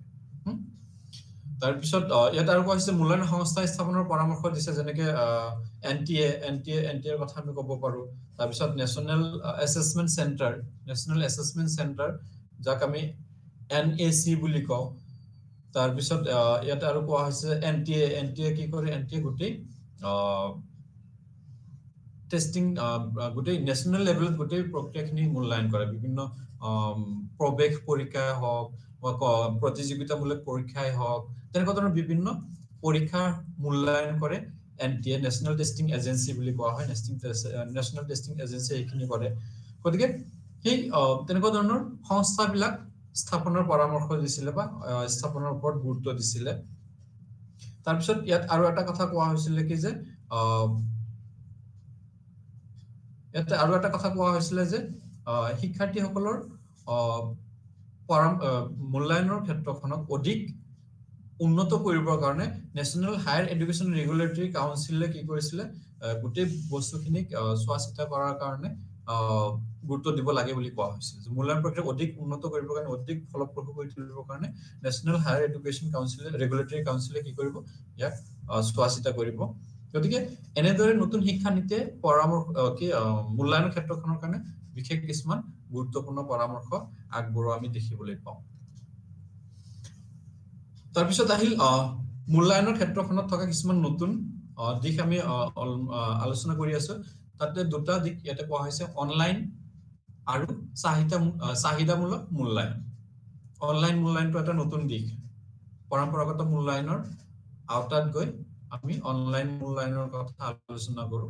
অনলাইন মূল্যায়ন হল গোটেই প্ৰক্ৰিয়াখন কি হয়, অনলাইন যোগে সম্পূৰ্ণ হয়। শিক্ষাৰ্থীসকলে শিক্ষানুষ্ঠানত যাব নালাগে, শিক্ষানুষ্ঠানত গৈ সিহঁতে উপস্থিত হ'ব নালাগে। ঘৰত বহিয়ে কি কৰিব, নিজৰ আৰ্জিত জ্ঞানৰ ওপৰত সিহঁতে কি কৰিব, পৰীক্ষা দিব। ঘৰত বহিয়ে অনলাইন প্ৰক্ৰিয়া সম্পূৰ্ণ হয়। তাৰপিছত চাহিদামূলক মূল্যায়ন হল যে শিক্ষাৰ্থীসকলে যেতিয়া নিজে ইচ্ছা কৰিব পৰীক্ষা দিবৰ কাৰণে, নিজে সময় বিচাৰি পাব, তেতিয়া পৰীক্ষা দিব। সেইটো চাহিদামূলক, অন ডিমাণ্ড এক্সাম কোৱা হয়। ইয়াতে অনলাইন পৰীক্ষাত কোৱা হৈছে যে এই পৰীক্ষা ব্যৱস্থাটো প্ৰযুক্তি বিজ্ঞানৰ আধাৰত বা কম্পিউটাৰ বা তেনেকুৱা ধৰণৰ বিভিন্ন যন্ত্ৰৰ সহায়ত কি কৰা হয়, সম্পূৰ্ণ কৰা হয়। ইন্টাৰনেট সংযোগ থাকিব লাগিব, এটা ব্ৰাউজাৰ থাকিব লাগিব, তাৰপিছত এটা ডিভাইচ থাকিব লাগিব, এটা যন্ত্ৰ থাকিব লাগিব। কম্পিউটাৰ হ'ব পাৰে, মোবাইল হ'ব পাৰে, টেবলেট হ'ব পাৰে বা তেনেকুৱা ধৰণৰ লেপটপ হ'ব পাৰে। বিভিন্ন তেনেকুৱা ধৰণৰ যন্ত্ৰ থাকিব, ইন্টাৰনেট কানেকশ্যন থাকিব আৰু ব্ৰাউজাৰ থাকিব। এই তিনিটা কম্পনেন্টৰ সংযোজনত আমি অনলাইন পৰীক্ষা দিব পাৰো বা অনলাইন মূল্যায়ন কৰিব পাৰো। অনলাইন মূল্যায়নৰ ধাৰণাটো বিশেষকৈ জনপ্ৰিয় হৈ উঠিছিলে COVID-19 পিছত, যোনটো আমি প্ৰথমে আলোচনা কৰিছো। COVID-19 পিছত অনলাইন মূল্যায়নৰ ধাৰণাটো অধিক জনপ্ৰিয় হৈ উঠা আমি দেখিবলৈ পাওঁ। সমান্তৰালভাৱে ইয়াত আৰু কোৱা হৈছে চাহিদামূলক পৰীক্ষা। চাহিদামূলক পৰীক্ষাত ইয়াতে শিক্ষাৰ্থীসকলৰ নিজৰ সুবিধা আৰু সময় অনুসৰি পৰীক্ষা দিবলৈ অনুমতি দিয়ে। শিক্ষাৰ্থীয়ে প্ৰস্তুত হোৱাৰ পিছত পৰীক্ষা দিয়াতে ইয়াতে গুৰুত্ব দিয়ে। শিক্ষাৰ্থী যেতিয়া নিজে প্ৰস্তুত হ'ব, মই এতিয়া পৰীক্ষা দিব পাৰিম। এতিয়া আমাৰ পৰম্পৰাগত মূল্যায়ন ব্যৱস্থাত কি থাকে, শিক্ষানুষ্ঠানটোৱে কি কৰিব, আগতীয়াকে সময়সূচী প্ৰস্তুত কৰি উলিয়াব যে এইখিনি সময়ৰ পৰা আমাৰ পৰীক্ষা অনুষ্ঠিত হ'ব। গতিকে সেই সময়ছোৱাত যদি শিক্ষাৰ্থীসকলে কি হোৱা নাই, গোটেই বিষয়খিনি পঢ়ি শেষ কৰিব পৰা নাই বা মানসিকভাৱে কিবা প্ৰস্তুত হৈ থকা নাই, মানসিকভাৱে কিবা সমস্যাৰ সন্মুখীন হৈ আছে, তেতিয়াহ'লে সেই শিক্ষাৰ্থী কি, আমাৰ পৰম্পৰাগত শিক্ষা মূল্যায়ন ব্যৱস্থা মতে শিক্ষাৰ্থীজন কি কৰিব লাগিব, পৰীক্ষাত বহিব লাগিব। হয় বহিব লাগিব, নহ'লে পৰীক্ষা দিয়াৰ পৰা বিৰত থাকিব লাগিব, নেক্সট বা পিছৰ বছৰত দিব লাগিব।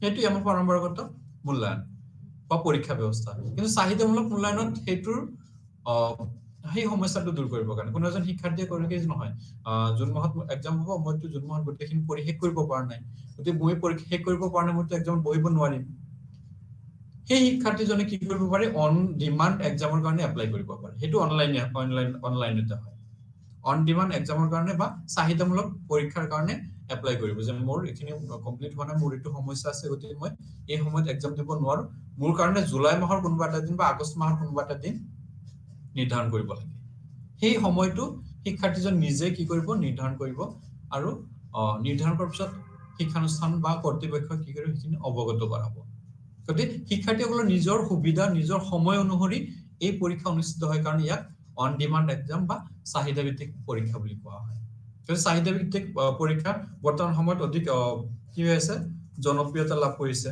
আমাৰ বিশেষকৈ ৰাষ্ট্ৰীয় মুক্ত বিদ্যালয় যাক আমি NIOS বুলি কওঁ national institute of open schooling এটো অনলাইন অন ডিমান্ড এক্সামটো বহুত হেতে আৰম্ভ কৰিছে ঠিক তেনেকে আমি ইয়াত আৰু অন ডিমান্ড এক্সামত আমি আৰু কিছুমান হেৰি পাওঁ আমাৰ ইগনো আৰম্ভ কৰিছে ইগনো অন ডিমান্ড এক্সাম আৰম্ভ কৰিছে 2018 চনৰ পৰা ইগনোত more than 135 কোৰ্স কি হৈছে অন ডিমান্ড এক্সামত চলি আছে 135 কোৰ্স গতিকে অন ডিমান্ড এক্সামটো বৰ্তমান সময়ত এটা জনপ্ৰিয়তা লাভ হৈছে গতিকে যিসকল শিক্ষাৰ্থীয়ে বিভিন্ন কাৰণত কি কৰিব নোৱাৰে শিক্ষানুষ্ঠানে নিৰ্ধাৰণ কৰি দিয়া সময়সূচী মতে পৰীক্ষাত বহিব নোৱাৰে সেই শিক্ষাৰ্থীসকলে নিজৰ সময় আৰু সুবিধা অনুসৰি পৰৱৰ্তী পৰ্যায়ত কি কৰিবলৈ পৰীক্ষা দিবলৈ সুবিধা পায় এটো হৈছে অন ডিমান্ড বা চাহিদা ভিত্তিক মূল্যায়ন এতিয়া চাহিদা ভিত্তিক পৰীক্ষাৰ উদ্ভাৱনীমূলক কিছুমান দিশ আছে কিছুমান ব্যৱস্থা আছে চাহিদা ভিত্তিক মূল্যায়নৰ উদ্ভাৱনীমূলক দিশসমূহ ইয়াতে পোৱাৰ আগতে আমি যেটো অনলাইন এক্সামৰ কথা কৈ আছিলো অনলাইন এক্সামৰ কথা ক'বলৈ যাওঁতে ইয়াৰ আমাৰ মনত কিছুমান জনাটো অতি প্ৰয়োজন আমাৰ ইগনোই কি কৰিছে সৰি 2011 চনৰ পৰা 2011 চনৰ পৰা কি কৰিছিলে অন ডিমান্ড এক্সামৰ ব্যৱস্থা পৰিচালনা হৈছিল আমাৰ ইগনোত বহুত কিটা বিপিপি বা বেচেলৰ প্ৰিপাৰেটৰি প্ৰগ্ৰাম যাক কোৱা হয় স্নাতক প্ৰস্তুতকাৰী কাৰ্যসূচী বিভিন্ন ইলেক্টিভ সাবজেক্ট সেইখিনি গোটেইখিনি মিলি 135 কোৰ্স আমাৰ ইগনোৰ অন ডিমান্ড এক্সামত চলি আছে গতিকে more than 135 এটা আৰু বহুত বাঢ়ি গৈছে গতিকে সেই গোটেই প্ৰক্ৰিয়াখিনি ইগনোও কি কৰিছে অন ডিমান্ড এক্সামত গুৰুত্ব দিছে আৰু এই গোটেই প্ৰক্ৰিয়াখিনি কি হয় অনলাইন যোগেদি সম্পূৰ্ণ হয় যেতিয়া আমি অনলাইন এক্সামৰ কথা কওঁ অনলাইন পৰীক্ষা ব্যৱস্থাৰ কথা ক'বলৈ যাওঁতে আমাৰ মনত সেই অনলাইন পৰীক্ষাৰ এটা ব্যৱস্থা হৈছে অন ডিমান্ড এক্সাম গতিকে সেই অন ডিমান্ড এক্সামৰ যিখিনি ইয়াৰ সুবিধা সেই সুবিধাখিনি আমি জনাটো অতি প্ৰয়োজন ইয়াৰ কি সুবিধা আছে অন ডিমান্ড এক্সামৰ সুবিধাসমূহ কি প্ৰথমে কোৱা হৈছে যে অন ডিমান্ড বা চাহিদা ভিত্তিক মূল্যায়ন হৈছে কি শিক্ষাৰ্থী কেন্দ্ৰিক শিক্ষাৰ্থী মই আগতে ক'লো যে শিক্ষাৰ্থীসকল নিজৰ আগ্ৰহ অভিৰুচি নিজৰ সময় হিচাপত ইয়াতে কি কৰিব এই পৰীক্ষাত বহিব তাৰ পিছত ইয়াতে আৰু কোৱা হৈছে যে এই শিক্ষা ব্যৱস্থাত কি থাকে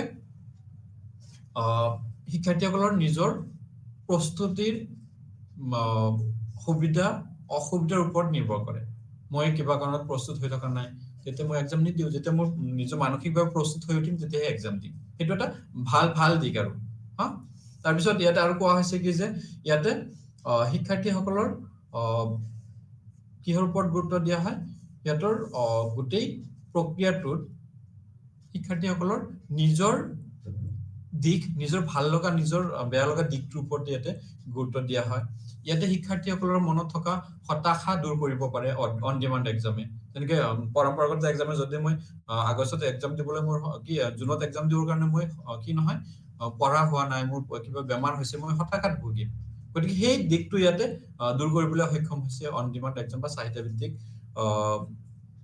পৰীক্ষায় তাৰপিছত ইয়াতে আৰু কোৱা হৈছে কি যে ইয়াতে শিক্ষাৰ্থীসকলে আৰু কি কৰিব পাৰে বিভিন্ন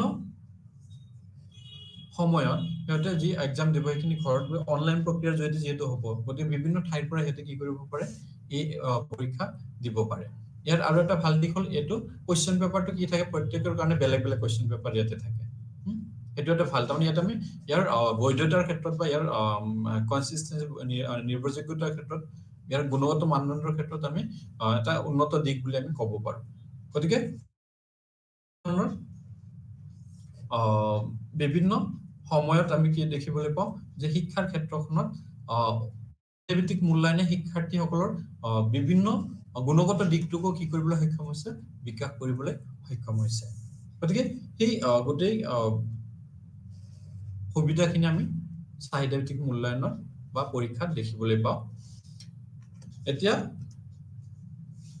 চাহিদামূলক শিক্ষাৰ উদ্ভাৱনীমূলক দিশসমূহ চাহিদামূলক শিক্ষাৰ উদ্ভাৱনীমূলক যিখিনি দিশ আছে সেই দিশসমূহ ইয়াতে কোৱা হৈছে অনলাইন পৰীক্ষা ব্যৱস্থা এই পৰীক্ষা ব্যৱস্থাটো উদ্ভাৱনীমূলক হয় অনলাইন নতুন শিক্ষা পৰীক্ষা ব্যৱস্থা অনলাইন যোগেদি হয় কম্পিউটাৰ আৰু আইসিটি ভিত্তিক পৰীক্ষা ইয়াতে নতুন এটা দিশ সংযোজন হৈছে কম্পিউটাৰৰ জৰিয়তে কি কৰা হয় এই পৰীক্ষা ব্যৱস্থাটো পৰিচালনা কৰা হয় আইসিটি বিভিন্ন ইনফৰমেশন টেকনলজিৰ দিশসমূহ ইয়াতে সামৰি লোৱা হৈছে তাৰ পিছত ইয়াতে কোৱা হৈছে যে নমনীয় ব্যৱস্থা এই শিক্ষা ব্যৱস্থাটো নমনীয় ৰিজিড ইয়াতে কোনো জটিল দিশ নাথাকে গোটেই প্ৰক্ৰিয়াটো নমনীয়ভাৱে চলি থাকে নিৰাপদ আৰু স্বচ্ছ প্ৰক্ৰিয়া এই পৰীক্ষা ব্যৱস্থাটো নিৰাপদ আৰু স্বচ্ছ এই কাৰণে কোৱা হৈছে যে ইয়াত কি নাথাকে এনে আমাৰ ট্ৰেডিশনাল এক্সামত পৰীক্ষা ব্যৱস্থাত আমি যোনটো দেখিবলৈ পাওঁ যে কোৱেশ্চন পেপাৰ ফাদিল হোৱা বা তেনেকুৱা ধৰণৰ বিভিন্ন নিৰাপদজনিত হেৰি থাকে ইস্যু থাকে সেই ইস্যুখিনি এই পৰীক্ষাত নাথাকে এক্সামৰ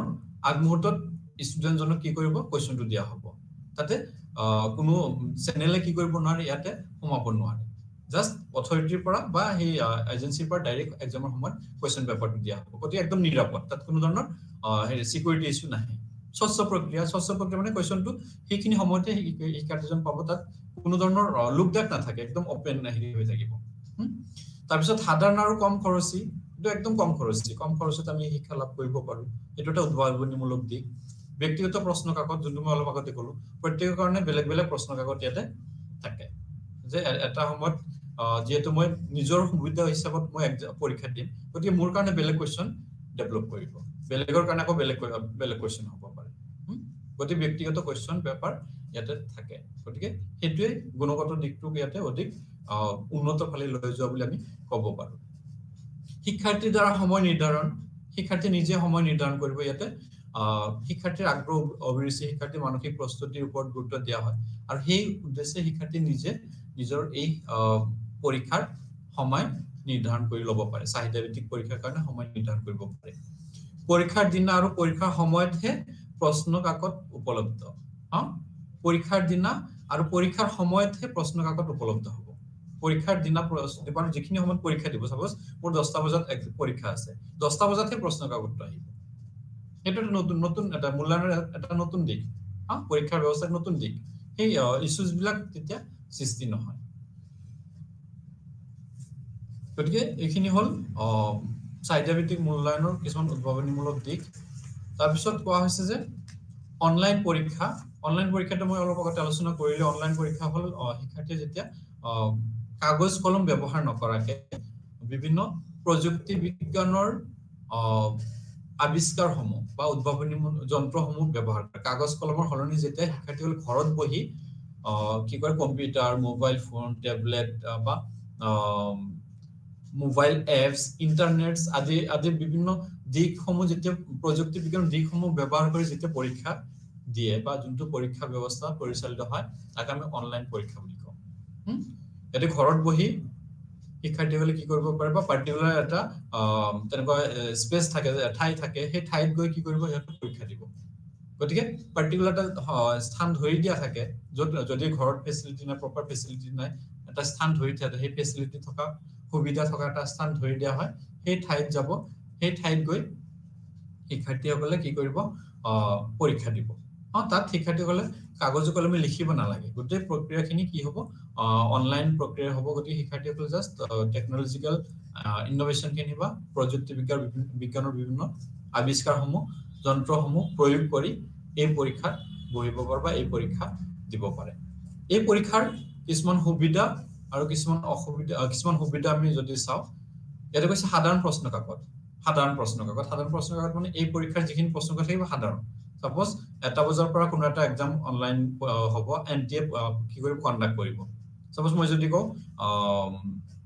কিহৰ এক্সাম নিটৰ এক্সাম এনডব্লিউটি নিটৰ এক্সাম পৰিচালনা কৰিব গতিকে সেই একে সময়তে একে ধৰণৰ প্ৰশ্ন কাকত গোটেই ভাৰতবৰ্ষৰ ষ্টুডেণ্টক দিব পাৰি সাধাৰণ প্ৰশ্ন কাকত গোটেই ভাৰতবৰ্ষত একেটা প্ৰশ্ন কাকত আমি সেই একে সময়ত যেটো এক্সাম দিব গতিকে সেইটো দিব পাৰি সাধাৰণ প্ৰশ্ন কাকত পৰীক্ষা গঠনত নমনীয়তা গোটেই যোনটো পৰীক্ষাৰ ষ্ট্ৰাকচাৰ গোটেই যোনটো প্ৰক্ৰিয়া গোটেই পৰীক্ষাৰ যোনটো পৰীক্ষাৰ অ্যাৰেঞ্জমেন্ট যোনটো আমি পৰীক্ষাৰ ব্যৱস্থাটো সেইটো নমনীয়তা এটা জটিলতা নাথাকে জটিলতা ইমান নাথাকে নমনীয় পৰীক্ষা ব্যৱস্থা গোটেই প্ৰক্ৰিয়াটো নমনীয়ভাৱে ইয়াতে সম্পূৰ্ণ কৰিব পৰা যায় তাৰ পিছত কৈছে নিৰাপদ প্ৰশ্ন কাকত যোনটো আমি হেৰিটো পালো চাইদামূলক হেৰিটো পালো নিৰাপদ প্ৰশ্ন কাকত ইয়াতে থাকে ইয়াতে প্ৰশ্ন কাকত ফাদিল হোৱাৰ কোনো চান্স নাথাকে ফাদিল হোৱা বা প্ৰশ্ন কাকত বেলেগে হেৰি হোৱাৰ কোনো চান্স নাথাকে কম সময়ত ফলাফল ঘোষণা অনলাইন এক্সামৰ এটা এটো এডভান্টেজ কম সময়তে ফলাফল ঘোষণা কৰিব যেহেতু গোটেইখিনি ৰেকৰ্ড গোটেইখিনি লিপিবদ্ধ হয় এটা এপছ বা পাৰ্টিকুলাৰ সফটওয়্যাৰত গতিকে তাত লিপিবদ্ধ হোৱাৰ লগে লগে আমি সেই বস্তুখিনি অতি কম সময়ত কি কৰিব পাৰো মূল্যায়ন কৰিব পাৰো অতি কম সময়ৰ ভিতৰত আমি তাক মূল্যায়ন কৰি উলিয়াব পাৰো যেনেকে আমাৰ কি অনলাইন যিখিনি এক্সাম হয় এনটিএ যিখিনি এক্সাম কন্ডাক্ট কৰে এটা জাস্ট ক্লিক কৰিলে কিমান ষ্টুডেন্ট কিমানজন শুদ্ধকে আনসাৰ দিছে কিমানজন ভুলকে দিছে লগে লগে ওলাই যায় কিন্তু এইখিনি ম্যানুয়ালি যদি আমি ট্ৰেডিশনাল এক্সামত কৰিব যাও এটা এজন ষ্টুডেন্টৰ এইখিনি মূল্যায়ন কৰিলে হয়তো 1 ঘন্টা বা 2 ঘন্টা বা 10-20 মিনিট যাব পাৰে কিন্তু এইখিনি কম্পিউটাৰত জাস্ট এটা ক্লিক কৰিলে গোটেইখিনি আহি যায় গতিকে অতি কম সময়ৰ ভিতৰত আমি ফলাফলটো ঘোষণা কৰিব পাৰো অগণন পৰীক্ষা কেন্দ্ৰ এটা পৰীক্ষা কেন্দ্ৰ কোনো নিৰ্ধাৰিত হেৰি নাথাকে অগণন হ'ব পাৰে যত ফেসিলিটি আছে যত কি আছে সুবিধা আছে তাতেই পৰীক্ষা কেন্দ্ৰ দিব পৰা যায় তাৰ পিছত যাতায়াত আৰু পৰিবহনৰ খৰচ নাই এই পৰীক্ষাৰ ব্যৱস্থাত যাতায়াত আৰু পৰিবহনৰ ইমান খৰচ নাথাকে সাপোজ মই দিল্লী ইউনিভাৰ্সিটি কিবা এটা কোৰ্স কৰি আছো সাপোজ উদাহৰণ হিচাপে কিবা এটা কোৰ্স কৰি আছো গতি মই এক্সাম ট্ৰেডিশনাল এক্সামত পৰীক্ষা ব্যৱস্থাত কি মই দিল্লী ইউনিভাৰ্সিটি যাব লাগিব তাতে কেম্পাছত যাব লাগিব তাত গৈ মই পৰীক্ষাত বহিব লাগিব কিন্তু ইয়াতে কি কোৱা হৈছে যে সেই খৰচটো ইয়াতে নাই ইয়াতে মই যত আছো তাৰ ওচৰৰ কোনবা এটা সেন্টাৰ কি কৰিছে সেই এজেন্সিটোৱে নিৰ্ধাৰণ কৰি দিছে মই তাতে গৈ বহিলো এক্সাম দিলো সেই যোনটো যাতায়াত আৰু পৰিবহন খৰচ হেতু ক্যান্ডিডেট জনৰো নাই প্লাস সেই এজেন্সিটো বা ইনষ্টিটিউশনটোৰো নাই ইনষ্টিটিউশনটোৱে কি নকৰে যে প্ৰশ্ন কাকত আনিবৰ কাৰণে খৰচ আকৌ হেখিনি সেই যিখিনি পৰীক্ষাৰ বহি বা পৰীক্ষাৰ যিখিনি উত্তৰ বহি হেখিনি আকৌ জমা দিয়া কৰবাত পঠিয়াই দিয়া সেই পৰিবহন খৰচটো ইয়াতে নাই দূৰৰ পৰা নিৰীক্ষণ কৰিব পাৰি ইয়াতে গোটেইখিনি কি কৰিব পৰা যায় দূৰৰ পৰা অবজাৰ্ভ কৰি থাকিব পৰা যায় মনিটৰিং কৰিব থাকিব পৰা যায় কনসাৰ্ন অথৰিটিয়ে বা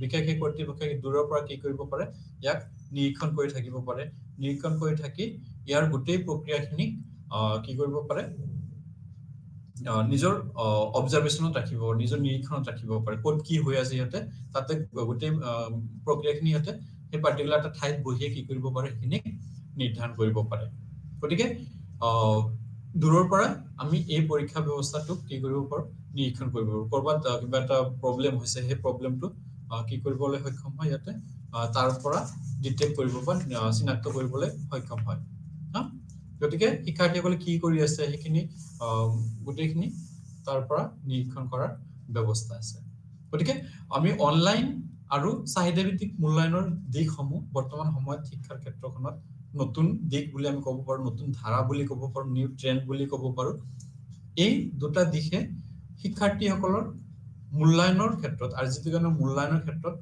বিশেষভাৱে কি কৰিবলৈ সক্ষম হৈছে জনপ্ৰিয়তা লাভ কৰিবলৈ সক্ষম হৈছে শিক্ষাৰ্থীসকলে এই দুটা ব্যৱস্থাৰ সুবিধা সৰ্বাত্মকভাৱে লবলৈ সক্ষম হৈছে আৰু হে লাহে লাহে এই চাহিদাভিত্তিক মূল্যায়ন আৰু অনলাইন চাহিদাভিত্তিক পৰীক্ষা আৰু অনলাইন পৰীক্ষাৰ জনপ্ৰিয়তা দিনক দিনে বাঢ়ি যাবলৈ ধৰিছে আৰু বিভিন্ন অৰ্গানাইজেচন বিভিন্ন শিক্ষানুষ্ঠানৰ লাহে লাহে এই দিশসমূহৰ নতুন নতুন দিশসমূহ নিজৰ মূল্যায়ন প্ৰক্ৰিয়াত সংযোজন কৰিবলৈ আৰম্ভ কৰিছে এটা অনলাইন এক্সামৰ কথা যদি মই অনলাইন এক্সামৰ দিকটো এটা গোটেই ভাৰতবৰ্ষৰ বহুত কেইটা ইউনিভাৰ্সিটিতে হেখিনি কৰে এটোৰ এন্ট্ৰেন্স এক্সামৰ কথা যদি মই কওঁ এডমিশনৰ ভৰ্তি পৰীক্ষাৰ যোনটো এন্ট্ৰেন্স হয় সিহঁতে কি কৰে এই অনলাইন এন্ট্ৰেন্স খিনি এটা এজেন্সি যেনেকৈ এনটিএ দি দিয়ে যে আমাৰ ষ্টুডেন্ট খিনিক এডমিশনৰ কাৰণে কি কৰিব লাগে এক্সাম কণ্ডাক্ট কৰিব লাগে গতিকে সিহঁতৰ